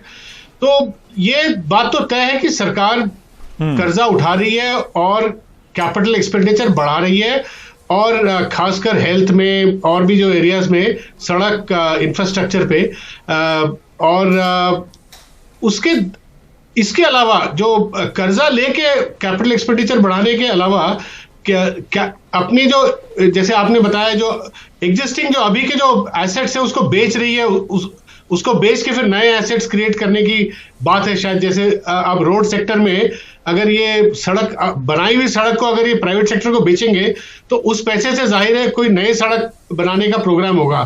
तो ये एक और तरीका है। और तीसरा तरीका रवीश, जो मुझे बजट में दिखाई दिया, इन्होंने एक नई संस्था बनाने की इन्होंने प्रपोजल इन्होंने रखा है, फाइनेंशियल इंस्टीट्यूशन जो खासकर इंफ्रास्ट्रक्चर को फंड करे, जिसमें उन्होंने इनका जो इंफ्रास्ट्रक्चर पाइपलाइन का जो बहुत बड़ा प्लान है, 100 लाख करोड़ का जो प्रोजेक्ट जो 5 साल में करना चाहते हैं, तो उसमें भी कर्जा लेके मेरे ख्याल अंतर्राष्ट्रीय जो मार्केट से पैसा उठा के शायद खर्चने का भी प्लान है। मैं ये कहूंगा कि ठीक है, अगर आप इंफ्रास्ट्रक्चर बनाने में खर्च रहे हैं तो ठीक है, डेवलपमेंट तो होगा, मगर ये देखना उसमें एम्प्लॉयमेंट कितना जनरेट करता है। तो अगर एम्प्लॉयमेंट जनरेट करे तो अच्छी बात है, मगर मैंने देखा कि आजकल इंफ्रास्ट्रक्चर भी रवीश इतना मैकेनाइज्ड हो गया है कि आप अगर सड़क, आप कभी चलते अगर सड़क बनते हुए देखें तो ज्यादातर मशीनों का इस्तेमाल होता है सड़क बनने में। तो इसमें कितने एम्प्लॉयमेंट इंटेंसिव कितना है वो देखना पड़ेगा। अगर एम्प्लॉयमेंट इंटेंसिव हो तो अच्छी बात है। जैसे गडकरी साहब ने अभी पीछे एक अनाउंसमेंट करा था कि जैसे आप रोड बनाते हो तो रोड के साइड में आप जो रेलिंग जो होता है वो लोहे का होता है। उन्होंने कहा कि वो रेलिंग एक बैम्बू का बनाया जाए, ताकि जो हमारे जो बैम्बू उगाने वाले जो नॉर्थ ईस्ट में जो हमारे श्रमिक हैं और भी जो लोग फार्मर्स हैं जो बैम्बू उगाते हैं उनको फायदा हो। अगर वो करें तो मैं मानता हूं कि अच्छी बात है। अगर किसानों से बैम्बू खरीद के खासकर प्रोग्राम बनाए कि भाई आप सड़क के दोनों तरफ आप बैम्बू की रेलिंग करें, वो अगर बैम्बू की रेलिंग अगर जोड़ के करें तो वो बिल्कुल मजबूत होता है, वो स्टील की जगह वो लग सकता है। मगर ये प्लान की बात है, अगर ये करें तो अच्छी बात है। देवेंद्र, हमारे साथ प्रोफेसर अरुण भी जुड़ गए हैं, लेकिन मैं देवेंद्र शर्मा से एक सवाल पूछना चाहता हूं। माफ कीजिएगा, पिछले बजट में जो जुलाई 2019 के बजट की बात कर रहा हूं, तब निर्मला सीतारमण ने पीएम कुसुम योजना की बात की थी और कहा था कि वो चाहते हैं कि किसान डीजल के पंप सेट पर निर्भर ना रहे, सोलर पंप सेट पर निर्भर रहे। और तब उन्होंने कहा था कि 20 लाख किसानों को एक stand alone solar pump support बनाने में, खरीदने में सरकार मदद करेगी और उसके आगे 15 लाख की मदद करेगी। लेकिन बजट में था 700 करोड़ रुपए और जब रिवाइज्ड हुआ तो 180 करोड़ आ गया। तो ऐसी योजनाएं जो सुनने में अच्छी लगती हैं कि आप पेट्रोल पंप की जगह आप सोलर पंप दे रहे हैं, बड़े स्केल पर लॉन्च नहीं हो पाती हैं। जल जीवन योजना भी है जो एग्रीकल्चर के, अगर आप बजट को देखें, मैं पढ़ रहा था कल PRS इंडिया की वेबसाइट पे, तो जो भी बजट होता है एग्रीकल्चर का 1 लाख करोड़ से ज्यादा का बता दिया जाता है, लेकिन उसका 75% पैसा जो है फसल बीमा योजना और किसान सम्मान निधि और एक और पे खर्च जाता है। जो क्रेडिट कार्ड, किसानों के कर्ज पे जो ब्याज है उस पे सरकार कुछ देती है, लेकिन ज्यादा तो सबको नहीं दे पाती है।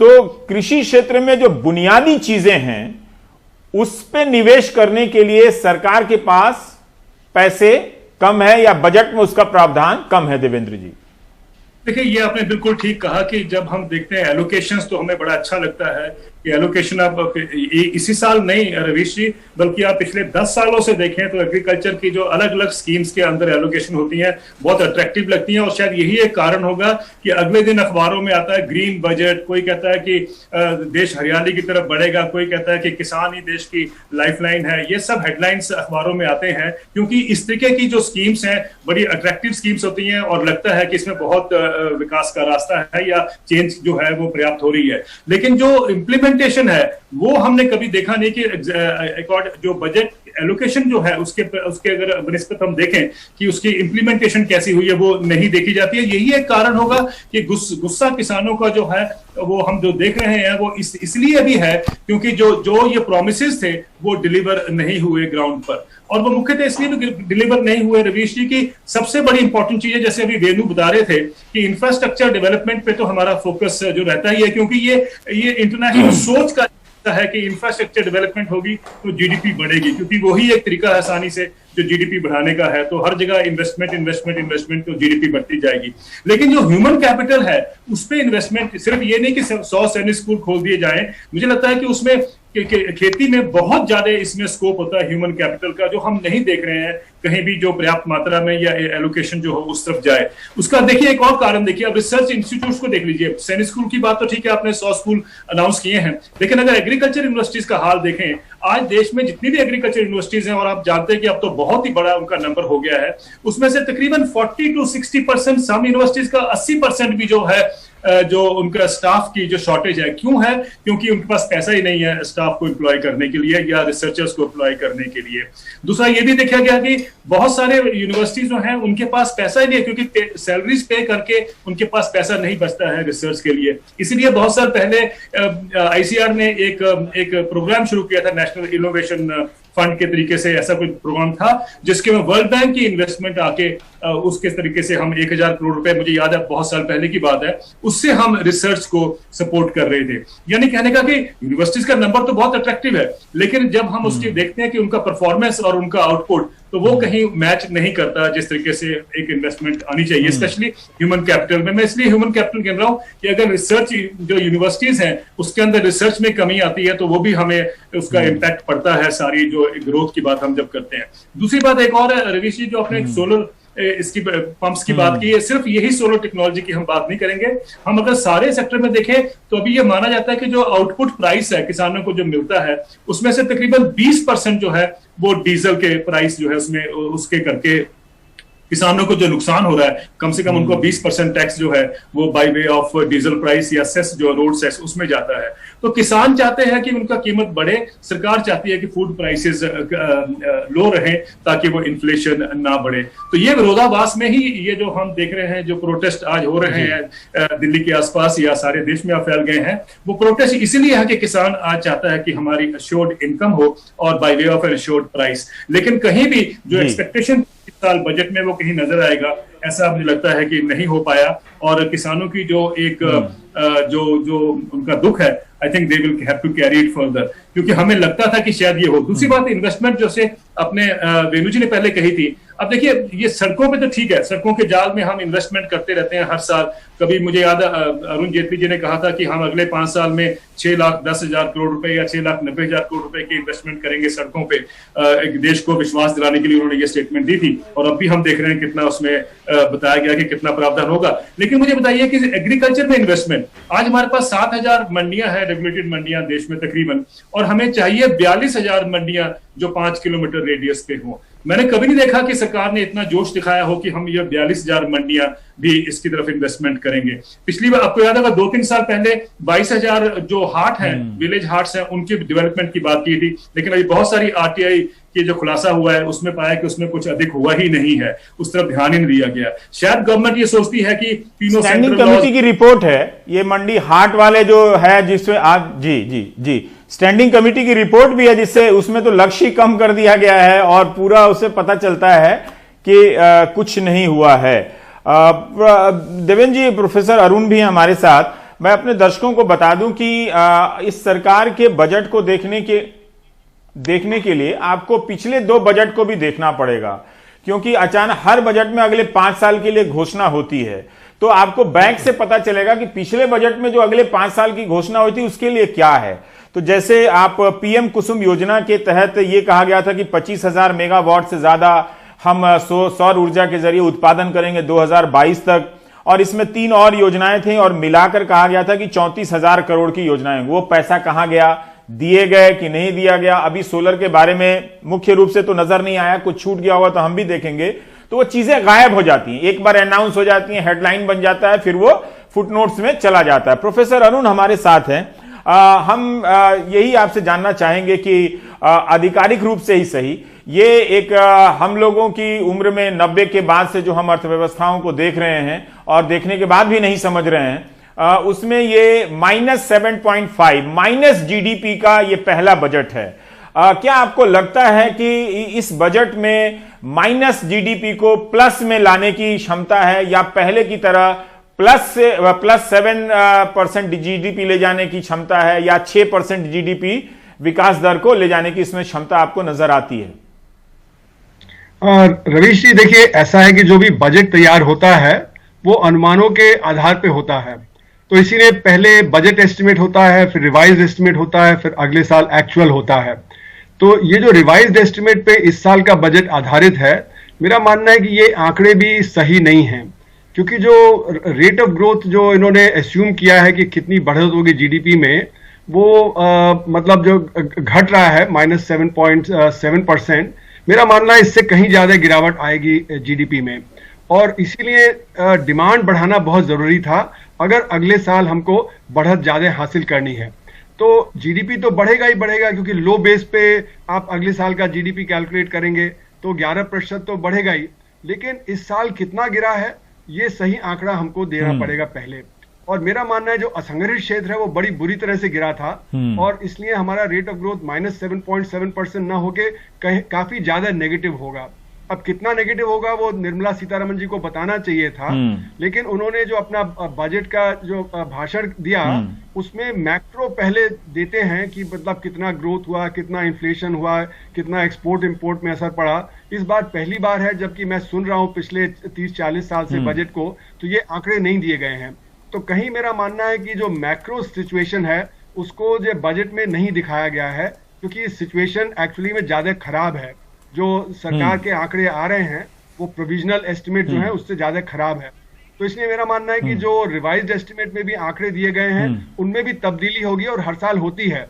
क्योंकि जैसे कि 2 साल पहले 1.6 लाख करोड़ रुपया जो बजट में ज्यादा दिखा दिया गया था, वो बाद में पता लगा कि जो गलती हो गई तो उससे फिर फिस्कल डेफिसिट और ज्यादा बढ़ गया था। तो इसी तरह मेरा मानना है कि इस साल के जो रिवाइज्ड एस्टिमेट्स हैं जिनके आधार पे अगले साल का बजट एस्टिमेट बनाया जाता है वो गलत है। फिर अगर जो वो आंकड़े गलत है तो हम 11% या 14% के रफ्तार से जो बढ़त दिखा रहे हैं वो भी फिर गलत हो जाएगा। तो अगले साल का भी जो हमारा डेफिसिट है वो गड़बड़ा जाएगा, हमारे रेवेन्यू गड़बड़ा जाएंगे जैसे इस साल हुआ, और एक्सपेंडिचर भी उसी अनुपात में गड़बड़ा जाएंगे। तो हमारा जो बजट है वो फिर से गड़बड़ा जाएगा अगले साल, जैसे कि लेकिन जब तक फिक्की और सीआईआई हैं वो तारीफ करते रहेंगे तो जी। तो ये मेरा मानना है कि अगर एक मैं इसमें संशोधन कर दूं कि हमारी सहयोगी वृंदा ने बताया है कि कोई 1,000 करोड़ रुपया solar energy corporation of India को दिया गया है, जो कि पिछले बजट में इसके बारे में बड़ी बड़ी बातें कही गई थी। एक जो आपने रिवाइज्ड, और इसके हमें ब्रेक लेना पड़ेगा, तो हम बताना चाहते हैं देवेंद्र जी आपको भी कि 2018-19 के बजट में वित्त मंत्री ने कहा था, यह मैं प्राइम टाइम में बता चुका हूं, कि 585 एपीएमसी मंडियां और 22,000 ग्रामीण कृषि हाट को रूरल हाट में अपग्रेड कर ई नाम से जोड़ दिया जाएगा और मनरेगा से पैसा लाके इसमें डाला जाएगा। तो 2018-19 के बजट में कृषि मंडियों के बुनियादी ढांचे के लिए 2,000 करोड़ का प्रोविजन किया गया। एक साल बाद, उस एक साल में कुछ नहीं होता, उसके एक साल बाद 6 फरवरी 2019 की पीआईबी की प्रेस रिलीज कहती है कि कैबिनेट ने 2,000 करोड़ के फंड की मंजूरी की है। मतलब सोचिए, बजट में 2018-19 के बजट के बाद आप 2019 में जाकर उसको फंड देते हैं, और वो 22,000 मंडियों के हिसाब से लगाएंगे तो 10 लाख रुपए भी एक मंडी के नहीं पड़ते हैं। तो क्या होना है आप समझते ही हैं। तो एक तरह से अलग अलग आंकड़े भी हैं, हम इस पर बात करेंगे, जो कि प्रोफेसर अरुण जिनकी तरफ इशारा कर रहे हैं। जी, आप कुछ कह रहे थे। जी हाँ, तो मैं ये कह रहा था कि अगर हमें जो 14% की ग्रोथ हासिल करनी है, तो हमें अपना जो डिमांड जो कम हुई है अर्थव्यवस्था में, खासकर जो असंगठित क्षेत्र में जो हिट हुआ है, तो वो डिमांड बढ़ाने की जरूरत है। तो डिमांड बढ़ाने के लिए हमको एक्सपेंडिचर बढ़ाना पड़ेगा। लेकिन जो एक्सपेंडिचर दिखाया गया है इस साल के जो बजट पेश किया गया है, वो पिछले साल के एक्सपेंडिचर के करीब करीब बराबर है। तो इसलिए डिमांड कैसे बढ़ेगी ये समझ में नहीं आ रहा है। दूसरी बात यह कि जो कैपिटल आइटम है, जिसमें कहा जा रहा है कि हम बहुत बढ़ोतरी कर रहे हैं, लेकिन मेरा मानना है कि कैपिटल आइटम को भी नेट कैपिटल आइटम में देखना चाहिए कि कितना आपने कैपिटल इन्वेस्ट किया और कितना आपने कैपिटल अपना बेच दिया। तो जो डिसइन्वेस्टमेंट होगा, जो मोनेटाइजेशन ऑफ एसेट होगा, उससे आप घटा के देखेंगे तो पता लगेगा कि सरकार नेट में इन्वेस्टमेंट कितना बढ़ा रही है। अगर जैसे कि जय वेणु कह रहे थे, सड़क पे आपने खर्चा बढ़ाया, लेकिन फिर आपने वो उनको बेच भी दिया, प्राइवेट सेक्टर को बेच दिया, तो नेट में तो बढ़ा नहीं। और खासकर जो प्राइवेट सेक्टर है उसका तो इन्वेस्टमेंट कम हो जाएगा, क्योंकि जब उसने यहां पे पैसा लगा दिया तो उसके पास बाकी इन्वेस्टमेंट करने के लिए पैसा कम हो जाएगा। तो हमें यह देखना है कि जो हमारा इन्वेस्टमेंट जबरदस्त गिरा है पिछले सालों में, जहां पे कि 2012-13 में 36% के आसपास इन्वेस्टमेंट होता था जीडीपी का, वो गिर के 28% हो गया था पैंडेमिक के पहले, और अब पैंडेमिक के बाद तो और भी कम हो गया है। तो ये मतलब जो 12-13% का जो हमें जो घाटा हुआ है इन्वेस्टमेंट में, उसको कैसे हम बढ़ाएंगे, इस बजट में वो दिख नहीं रहा है कि वो इस बजट में कोई वो होगा नहीं। तो अगर वो इन्वेस्टमेंट नहीं बढ़ेगा तो फिर रेट ऑफ ग्रोथ भी नहीं बढ़ेगा। जो सोचा जा रहा है कि इस साल के अंत तक हमारा रेट ऑफ ग्रोथ या फिर कुछ ठीक ठाक हो जाएगा, जो जीडीपी के लेवल है वो 2019 की लेवल तक आ जाएगा, तो वो भी शायद ना हो। तीसरी बात यह कि अनसर्टेनिटी का दौर है, इसमें अभी ये हमको शुक्रगुजार होना चाहिए कि इस समय हमारे यहाँ नंबर कम हो गए हैं, सेकेंड वेव नहीं आया है, पर कभी भी आ सकता है, क्योंकि अभी हमारे देश में 60% लोगों को वैक्सीनेट करने में कम से कम 1-1.5 साल तो लगेगा ही लगेगा। और इतने बीच में वायरस म्यूटेट करता रहता है, जैसे कि नए स्ट्रेन आ गए, ब्रिटेन का स्ट्रेन आ गया, साउथ अफ्रीका का स्ट्रेन आ गया, ब्राजील का आ गया। तो हम लोग अगर लकी रहे तो नहीं आएगा, लेकिन अगर आ गया तो फिर उस स्थिति में हमें और परेशानी हो जाएगी। तो उसके लिए भी कुछ प्रावधान रखना चाहिए था कि अगर आंकड़े गड़बड़ा जाएं तो किस प्रकार से हम अपना जीडीपी को बढ़ा सकते हैं। तो इसलिए मेरा मानना है कि ये कृषि में भी जो खर्चे बढ़ाए दिखाए जा रहे हैं वो दिख नहीं रहे हैं, क्योंकि जो अगर आप मेजर आइटम्स का जो उनका एक्सपेंडिचर बजट है उस पर देखें तो ग्रामीण विकास में भी पिछले साल 2,16,000 करोड़ रुपए खर्च हुआ था। इस बार प्रावधान रखा गया है 1,94,000 करोड़ रुपए का, यानी कि वहां पे घटा दिया गया है कम से कम जो है, और नहीं तो 22,000 करोड़ रुपए से। फिर उसी तरह कृषि और संबंध कार्यकलाप में जो है वो 1,45,000 करोड़ रुपए खर्च हुआ था, वो भी 1,48,000 करोड़ ही है। तो यानी कि कोई ऐसा नहीं कि बहुत ज्यादा कृषि में हमने दिखाया है कि हमने बहुत बढ़ा दिया है। तो जहां पे जरूरत थी कि कृषि को सपोर्ट करने की, फिर डिफेंस के जो आंकड़े हैं उसके बारे में बजट स्पीच में कुछ नहीं बोला गया पहली बार। प्रोफेसर अरुण, थोड़ा मैं यहां रोकना चाहूंगा आपको, एक ब्रेक लेना पड़ेगा, तो फिर हम डिफेंस पर आते हैं और उसके बारे में हम बात करते हैं। तो एक तरह से फिक्की और सीआईआई के लिए बजट बहुत ही अच्छा है, इसमें कोई कमी नहीं है, शानदार है, सारी चीजें सही हैं और यही बात सब कोई बोल रहा है चारों तरफ से। लेकिन दूसरी तरफ अगर आप देखें अपनी जिंदगी, अपने आसपास के बिजनेस के चेहरे को, उस तरफ से बजट को समझें तो आपको बहुत कुछ वैसा दिखाई देगा जो स्वागत करने वालों के बयान में नहीं दिखाई देता है। ब्रेक ले लेते हैं अब।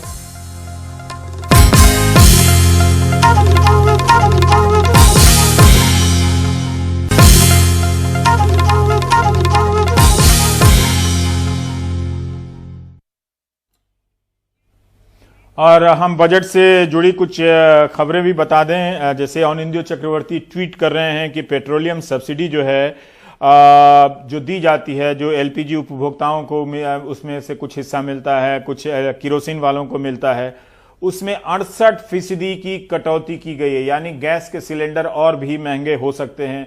वैसे ही इनमें कटौती के कारण 100 रुपए तक गैस के सिलेंडर महंगे हो गए हैं। और अनिंद्यो ने बताया कि पहले ये 40,915 करोड़ की सब्सिडी थी, जो अब घटाकर 12,995 करोड़ कर दी गई है। यानी ऐसा लगता है कि इस वक्त कोई चुनाव नहीं है, तो इस तरह के जो लोगों को जो राहत दी जा रही थी, गरीब लोगों की राहत की, उससे एक पैसा लिया जाए। और फिर एक और बात इसमें आ रही है कि पीएम किसान योजना में, जिसके तहत 6,000 रुपए किसानों को मिलता है एक साल के भीतर, उसमें भी 13% की कटौती की गई है। 75,000 करोड़ से 65,000 करोड़ कर दिया गया है। वेणु, हम ये थोड़ा सा समझना चाहते हैं कि एक तरफ स्वागत भी हो रहा है कि इसमें इंफ्रास्ट्रक्चर और कई तरह के सुधार हैं। भारतीय जीवन बीमा को बेचा जा रहा है, बहुत सारे जो सरकारी कॉरपोरेट सरकारी जो कंपनियां हैं, जो संसाधन है, रिसोर्स हैं, पाइपलाइन है, उसमें सब कुछ बेचा जा रहा है। तो ये एक बड़ा अच्छा काम हो रहा है कि जिससे अंततः गरीबों को ही फायदा होगा। ये एक किसी ने ट्वीट किया है कि इससे गरीब को, सरकार के पास पैसा आएगा तो गरीब को फायदा होगा। लेकिन यहां तो किसान सम्मान योजना का पैसा ही कट रहा है। जो पेट्रोलियम पदार्थों की जो सब्सिडी दी जाती है एलपीजी और केरोसिन पर, उसमें कटौती हो रही है। तो ये किस गरीब को फायदा हो रहा है? ना मिडिल क्लास को टैक्स पे राहत मिल रहा है, तो कौन, ना तो गरीब को फायदा हो रहा है, ना मिडिल क्लास को फायदा हो रहा है।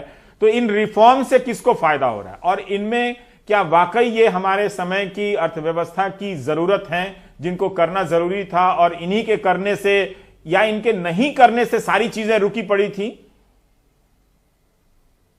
तो रवीश, सही सवाल उठाया आपने। मुझे याद है कई साल पहले ये जब यूपीए की सरकार थी, तब भी ये मसला उठा था। और जब वाजपेयी जी की सरकार थी, तब भी ये डिबेट हुआ था कि अगर आप अपनी जो प्रॉफिटेबल पीएसयूज को अगर बेच रहे हैं, अगर अच्छे एसेट्स को बेच रहे हैं, एलआईसी को बेच रहे हैं, जैसे बीपीसीएल को बेच रहे हैं, कंटेनर कॉर्पोरेशन को बेच रहे हैं, आईडीबीआई को बेच रहे हैं, तो आपको, क्योंकि ये पूरा जो ये रिसोर्स है, ये लोगों का रिसोर्स है, ये टैक्स पेयर का रिसोर्स है, और ये इसका पूरा बेनिफिट आम आदमी को जाना चाहिए। तो ये तब भी ये कहा जाता था कि अगर कभी बेचोगे तो आपको साफ सरकार को दिखाना चाहिए कि इसका जो बेचने का पैसा ये कहां जा रहा है। तो वो अगर पारदर्शिता ये दिखाएं तो मुझे कुछ बात समझ में भी आती है। मगर ऐसा कुछ बजट, ऐसा कोई इन्होंने कोई ट्रांसपेरेंट पेपर अगर अभी तक तो जारी नहीं किया है, तो मैं भी आपका ही सवाल मैं भी इनसे पूछना चाहता हूं कि आपने अगर इतना बेच के अगर आप 4-5 लाख करोड़ अगर उठाते हो, जैसे डाइवेस्टमेंट का उन्होंने 1,75,000 करोड़ रखा है, और भी जो रोड्स को बेच के, या और भी जो रेलवे के सरप्लस लैंड को बेच के 2-3 लाख करोड़ और अगर इनको मिलते हैं, तो 5-6 लाख करोड़ ये कहां इसको आप डिप्लॉय कर रहे हैं, कहां इसको खर्च कर रहे हैं। तो ये पारदर्शिता बजटिंग प्रोसेस में जरूरी है। ये तो पता नहीं चलता है, क्योंकि जी हाँ, क्योंकि अभी तो ये बात, आपकी बात सही है कि आप अगर पैसे बेचकर, अगर आप बताएं कि भाई रवीश जी, अगर ये कहें कि ये हमने पीएसयू बेच के इसका पैसा, जैसे अभी देवेंद्र जी ने कहा, ये हम 22,000 मंडी में लगा रहे हैं, तो फिर भी हम मान सकते हैं कि चलो इसका फायदा किसानों को होगा। और 22,000 अगर नई मंडियों को अगर अपग्रेड करने, मान लीजिए एक पब्लिक सेक्टर यूनिट आपने बेचा और आप कहें कि इससे हमें 10,000 करोड़ मिला, और ये 10,000 करोड़ हम इन 22,000 मंडियों में लगा रहे हैं, ताकि किसान को 5-10 किलोमीटर के दायरे में उसको एक बेचने का और एक मंडी की सहूलियत हो, तो बात में समझ में आती है। मगर ये ऐसी पारदर्शिता सरकारें कभी नहीं करती। और ज्यादातर देखा गया कि इन सब चीजों का फायदा बड़े बड़े जो कंस्ट्रक्शन कंपनी जो टेक्नोलॉजी ला रहे हैं, बाहर की कंपनियां जाके जो बिडिंग करेंगी, टेंडर में पार्टिसिपेट करेंगी, ज्यादातर पैसा तो वही ले जाएंगे। और इसका फायदा किसको होगा, ये किस तरह ये आम आदमी की तरफ जाएगा, ये पता नहीं। जी जी प्रोफेसर अरुण, ये बात बहुत जरूरी हो जाती है कि अब देखिए, अब इन सुधारों के चलते जो लोग कॉलमिनिस्ट हैं वो एक नव उदारवादी व्याख्या पेश करेंगे कि बड़ा ही शानदार काम हो गया, कि ये जो कंपनियां सरकार पर बोझ बनी पड़ी थी वो अब बिक जाएंगी, तो आम गरीब जनता को इससे राहत होगा। वेणु कह रहे हैं ये हमें पता ही नहीं है कि ये पैसा आप यूनिवर्सिटी बनाने में खर्च कर रहे हैं या हॉस्पिटल बनाने में खर्च कर रहे हैं। आजकल किसी भी योजना की एक बिल्डिंग बन जाती है और उसमें कोई ह्यूमन रिसोर्स नहीं आता, जो देवेंद्र भी बता रहे थे। पर मैं ये जानना चाहता हूं कि ये भारत पेट्रोलियम है या फिर गेल है, ये सारी कंपनियां 4 साल पहले हजारों करोड़ का मुनाफा दे रही थी, तो क्या इनके मुनाफे में होने से गरीब को फायदा नहीं हो रहा था? क्या सरकार को फायदा नहीं हो रहा था? तो ये अचानक जो 20,000 30,000 करोड़ मुनाफा कमाने वाली हमारी नवरत्न कंपनियां हैं, वो क्या हो जाता है कि 2-3 साल के भीतर खत्म हो जाती हैं? फिर एक थ्योरी चलती है कि इन्हें जल्दी बेचो ताकि गरीब को फायदा दिया जाए। तो ये बात आपकी सही है। ये सन 91 से ऐसा ही चल रहा है कि जो प्रॉफिटेबल कंपनियां होती हैं पहले उनको लॉस मेकिंग में कन्वर्ट किया जाता है, जिससे कि ये कहा जा सके कि ये तो लॉस मेकिंग है और पब्लिक सेक्टर पे जब बजट पे बर्डन है और हम इतना सब्सिडी नहीं दे सकते हैं तो इसको बेच देना चाहिए। तो आपने देखा बाल्को जैसे हुआ था प्राइवेटाइज, तो उसका 5,000 करोड़ रुपए का जो प्रॉफिट था वो सडनली घट के 500 करोड़ रह गया था और फिर उसको बेच दिया गया था।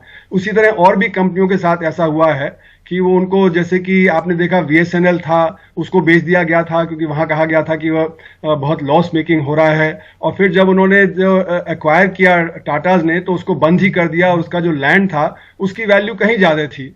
उसी तरह चेंबूर में आपने देखा जब वो एक रिफाइनरी थी वहां पे, तो उसमें लॉस था, तो उसको जब बड़े सस्ते दाम में बेच दिया गया, जबकि उसका जो लैंड ही था वो बॉम्बे में 5,000 करोड़ रुपए का वैल्यू था उस समय, आज से 20 साल पहले। तो ये एक प्राइवेटाइजेशन का जो दौर है, इसमें क्रोनी कैपिटलिज्म तो चल ही रहा है कि आप किसको कहां पे क्या बेचेंगे और उसके लिए क्या मैनिपुलेशन चलेगा। और जैसे आपने कहा कि अगर पब्लिक सेक्टर को पब्लिक सेक्टर के तरह से चलाया जाए और उसमें प्रॉफिट आए तो बजट में सपोर्ट देता है। तो इसी को हम बोलते हैं internal and extra budgetary resources, जो पब्लिक सेक्टर कंट्रीब्यूट करता है बजट में। और अगर आप पब्लिक सेक्टर को इस तरह से प्राइवेटाइज करते चले जाएंगे तो धीरे धीरे जो internal and extra budgetary support है बजट के लिए वो कम होती जाएगी और जो बाकी स्कीम्स हैं उनके लिए पैसा कम हो जाएगा। तो अभी जैसे कि आप कह रहे थे कि वो पैसा जो डिसइन्वेस्टमेंट का जो है वो कहां पे लग रहा है, वो तो ऐसा है कि बजट तो एक बड़ा सा सागर है, उसमें पैसा आ रहा है, वो कहां जा रहा है उसका पता नहीं लगता। सिवा जो सेस होते हैं उनमें 1 to 1 होता है कि सेस अगर जैसे आपने पेट्रोलियम पे लगाया तो कहा ये सड़क पे जाएगा, या आपने एजुकेशन का सेस लगाया तो बोला वो एजुकेशन पे जाएगा, और वहां पे भी पूरा खर्च नहीं होता है, वो बचा रहता है जो सेंटर के खाते में पड़ा रहता है। तो ये जो टारगेटिंग की बात जो वेणु कह रहे हैं वो तभी संभव है जबकि आप एक स्पेसिफिक सेस लगाएंगे कि ये सेस है, ये इस चीज पे खर्च होगा। पर जो डिसइन्वेस्टमेंट का पैसा है वो मेरा मानना है वो तो आपका जो कैपिटल एक्सपेंडिचर है उसका नेगेटिव कर देता है, क्योंकि जो कैपिटल एक्सपेंडिचर आपका एक तरफ आप जो चीजों में इन्वेस्ट कर रहे हैं, दूसरी तरफ आप जो पैसा निकाल रहे हैं अपने जो इन्वेस्टमेंट जो एसेट्स हैं वेल्थ के वो सेल कर रहे हैं, तो आपका नेट इन्वेस्टमेंट कम हो जाता है। और नेट इन्वेस्टमेंट कम होने से ग्रोथ पे असर पड़ता है, क्योंकि प्राइवेट सेक्टर जब उसको खरीदेगा तो वो जहां पे और इन्वेस्ट करना था वहां ना करके वो यहां पे कर देगा। तो नेट में इससे इन्वेस्टमेंट नहीं बढ़ता है, और जो नेट इन्वेस्टमेंट अगर नहीं बढ़ेगा तो फिर आपके ग्रोथ पे असर पड़ेगा। और जैसा कि वेणु ने सही कहा कि ये आप नहीं कह सकते कि इसका पैसा कहां जा रहा है, तो वो ट्रांसपेरेंसी तो हो ही नहीं सकती है क्योंकि बजट में इस तरह से होता है। ब्रेक लेना पड़ेगा मुझे जी क्योंकि बहुत सारी जो बजट के डिटेल हैं वो अभी नहीं पढ़े गए हैं, वो हम अभी उस पर बात भी नहीं कर रहे हैं। आने वाले समय में पूरे दिन भर अपने चैनल पर बात करते रहेंगे।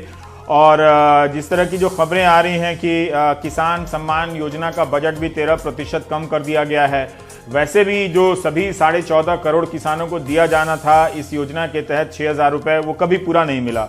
किसी सीजन में 8 करोड़ को मिलता है, किसी को 9 करोड़ मिल जाता है, किसी सीजन में किसी तिमाही में 6 करोड़ को मिल जाता है। तो अब कितना कम हो जाएगा। जो पेट्रोलियम सब्सिडी है वो भी उसमें भारी कटौती की गई है। तो क्या एलपीजी सिलेंडर और महंगे हो जाएंगे, इस तरह की चीजें हैं। आपके जो प्रोविडेंट फंड है उसके टैक्स स्ट्रक्चर पर को लेकर इसमें क्या बातें कही गई हैं, इन सब की जानकारियां अभी आ रही हैं, देखी जा रही हैं और हम उस पर बात करेंगे। अभी ब्रेक लेते हैं।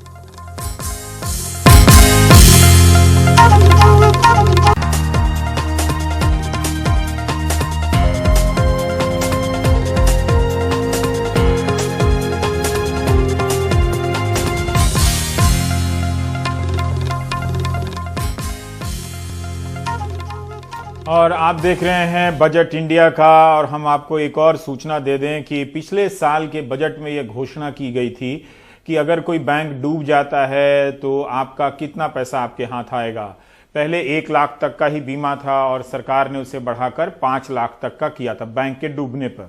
अब इसमें कहा गया है कि ये पैसा मिलने में काफी देर होती थी, तो अब ये प्रावधान किया जाएगा कि जल्दी से जल्दी मिले। कितनी जल्दी मिले इसके लिए नियमावली बन रही होगी या बनाने की बात कही गई, चली गई, माफ कीजिएगा। तो एक तरह से ये है। पर हम प्रोफेसर अरुण, हम ये थोड़ा सा और समझना चाहते हैं कि ये जो फिजिकल डेफिसिट की जो बात आ रही है, एक बहुत तर्क चला था कि एक ऐसी स्थिति में जब अर्थव्यवस्था बहुत ही खस्ता हाल हो, लोगों के पास पैसे नहीं हो, सरकार के पास भी नहीं हो, क्योंकि टैक्स हम कमाएंगे नहीं तो देंगे कहां से, तो सरकार नोट छापे या खर्च करती चली जाए, चाहे जैसे भी जहां से लाए। तो अब तो सरकार ने खुलकर कह दिया है कि 9.5% तक जा सकते हैं, जीडीपी का 9.5% तक। अब पहले भी था कि 40% से ज्यादा जीडीपी का जो आपका जो कर्जा है सरकार का, वो जीडीपी के जो कुल जीडीपी का 40% से अधिक नहीं होना चाहिए। अब तो ये 60% से भी अधिक हो गया है। तो हम कहां तक इसको अफोर्ड कर सकते हैं? क्या ये व्यवहारिक है? क्योंकि कई लोग कहते हैं कि हाँ, इस फिस्कल डेफिसिट की सीमा की परवाह अब नहीं करनी चाहिए। कई दुनिया के देश भी अब इसकी परवाह नहीं करते हैं। तो आपकी बात सही है कि इस समय दुनिया में अगर आप देखें तो जापान है, अमेरिका है, सब जगह फिस्कल डेफिसिट जो है वो 20% जीडीपी से ज्यादा हो गया है। अमेरिका में अभी $900 बिलियन का पैकेज दिया, उसके पहले $3 ट्रिलियन का दिया, तो ये 20% से ऊपर ही वहां पे चल रहा है। तो इस समय जबकि आपके यहाँ डिमांड कम है, तो फिस्कल डेफिसिट बढ़ा के आप डिमांड को बढ़ाते हैं। तो इसलिए इस समय परेशानी का दौर नहीं होगा कि अगर आप फिस्कल डेफिसिट बहुत बढ़ा दें, क्योंकि वैसे ही जब इंडस्ट्री है, बिजनेस है, वो पूरी तरह से काम नहीं कर रहा है, उनको डिमांड की जरूरत है, तो इसीलिए ये कहा गया। लेकिन मेरा मानना है कि जो अभी 9.5% का जो डेफिसिट दिखाया है इस साल, वो सही आंकड़ा नहीं है, क्योंकि जब रिवाइज्ड एस्टिमेट्स आएंगे तो पता लगेगा कि टैक्स कलेक्शन उतना नहीं हुआ जितना कि दिखाया गया है, और एक्सपेंडिचर है वो ज्यादा होंगे, और फिर इसमें जो स्टेट्स का फिस्कल डेफिसिट है वो भी जोड़ देना चाहिए, फिर जो पब्लिक सेक्टर है उसका भी जोड़ देना चाहिए। तो कुल मिला के मेरा मानना है कि इस समय जो हमारा फिस्कल डेफिसिट है वो करीब 20% के आसपास हमारा भी चल रहा होगा। और उससे परेशानी इसलिए नहीं है क्योंकि अब जब अर्थव्यवस्था बढ़ने लगेगी तो टैक्स कलेक्शन भी बढ़ेगा, और जब टैक्स कलेक्शन बढ़ेगा तो फिस्कल डेफिसिट थोड़ा कम होगा।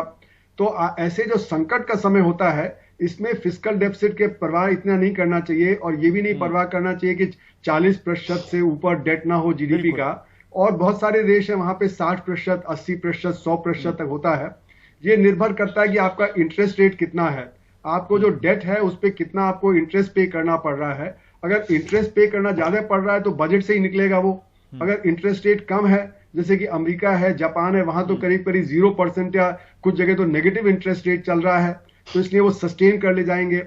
तो हमको ये देखना पड़ेगा कि इंटरेस्ट रेट कितना है। अगर इंटरेस्ट रेट बहुत है तो 40% भी बहुत है, इंटरेस्ट रेट कम है तो आप 60, 70, 80% भी कर सकते हैं, और उससे जो पैसा निकलता है उसको आप फिर खर्च करके जो परचेजिंग पावर है वो बढ़ा सकते हैं। और खासकर हमारे यहाँ जो असंगठित क्षेत्र है उसकी परचेजिंग पावर पिछले समय बहुत कम हो गई है। अभी अजीम प्रेम जी की स्टडी आई, उसमें कहा कि जिन लोगों को बेरोजगारी हुई उनमें से 20% को काम नहीं मिला है, और जो परचेजिंग पावर इतनी कम हो गई है कि 75% लोग अपना एक हफ्ते का भी खर्चा नहीं कर सकते अगर वो बेरोजगार हो जाएं, तो उनके पास सेविंग नहीं है। तो ऐसी स्थिति में डिमांड बढ़ाना बहुत जरूरी है।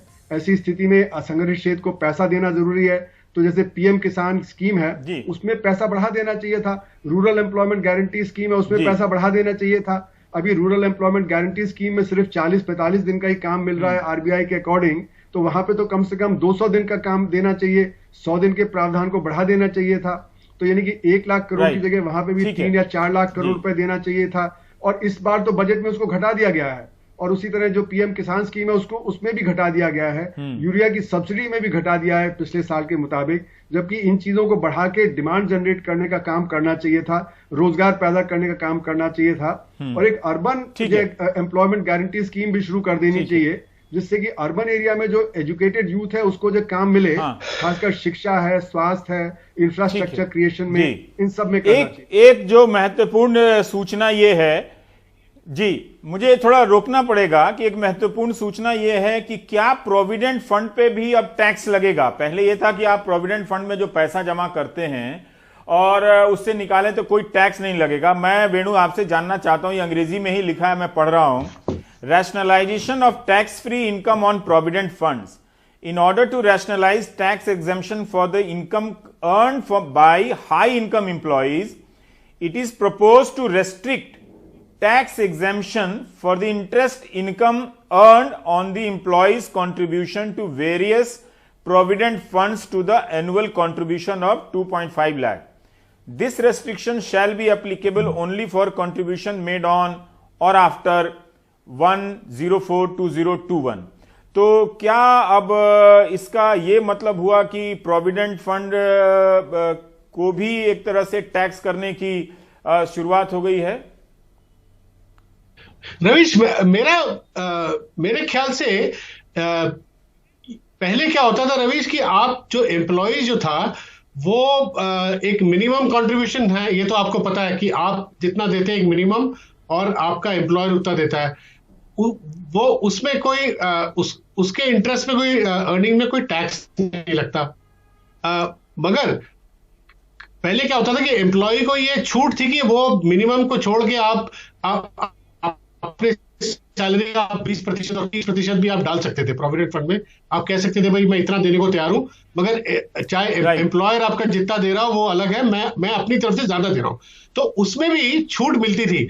तो अब मेरे ख्याल उसको ये लोग उस पर एक अंकुश लगा रहे हैं कि आप एक जितना मिनिमम हो उससे ऊपर आपको टैक्स की राहत नहीं मिलेगी। ये मेरे ख्याल ये है। ठीक है, ये एक और सूचना है, हमें ब्रेक लेना पड़ेगा कि जो मिनिमम न्यूनतम मजदूरी है वो सभी कैटेगरी के मजदूरों पर लागू कर दी गई है। जो न्यूनतम मजदूरी है, मजदूरी की जो दरें हैं वो सब पर लागू होंगी। एक कैटेगरी लगता है कि बना दी गई है कि सबको इससे कम नहीं मिलेगा, और उम्मीद करते हैं कि सरकार इस पर अपने आगे के प्रेस कॉन्फ्रेंस में और स्पष्टता लाएगी। अगर बैंक डूब गया तो जो 5 लाख रुपए जो बीमा है वो आपको मिलेंगे, तो वो उसको तुरंत दिए जाने का प्रावधान है ताकि दिक्कत ना हो। बाकी पैसा डूब जाए कोई बात नहीं, लेकिन 5 लाख तुरंत मिल जाना चाहिए। और ये भी है कि LIC का निजीकरण होगा, उसमें IPO लाएगी सरकार, कितना हिस्सा बेच देगी। जो सरकारी जमीन है उसके बेचने के लिए भी अलग प्रावधान बनाए जाएंगे। जो सरकार की जमीनें, अब पता है कौन खरीदेगा, ये बताने की जरूरत नहीं है, और आप हमेशा उन्हीं लोगों के नाम गेस ना करें जिनके नाम का ध्यान आपको तुरंत आ जाता है। कोई और भी तो खरीद सकता है। तो सरकार जमीन बेच रही है, कारखाना बेच रही है, बस हवा और आसमान नहीं बेच रही है। ब्रेक के बाद हम और बात करेंगे।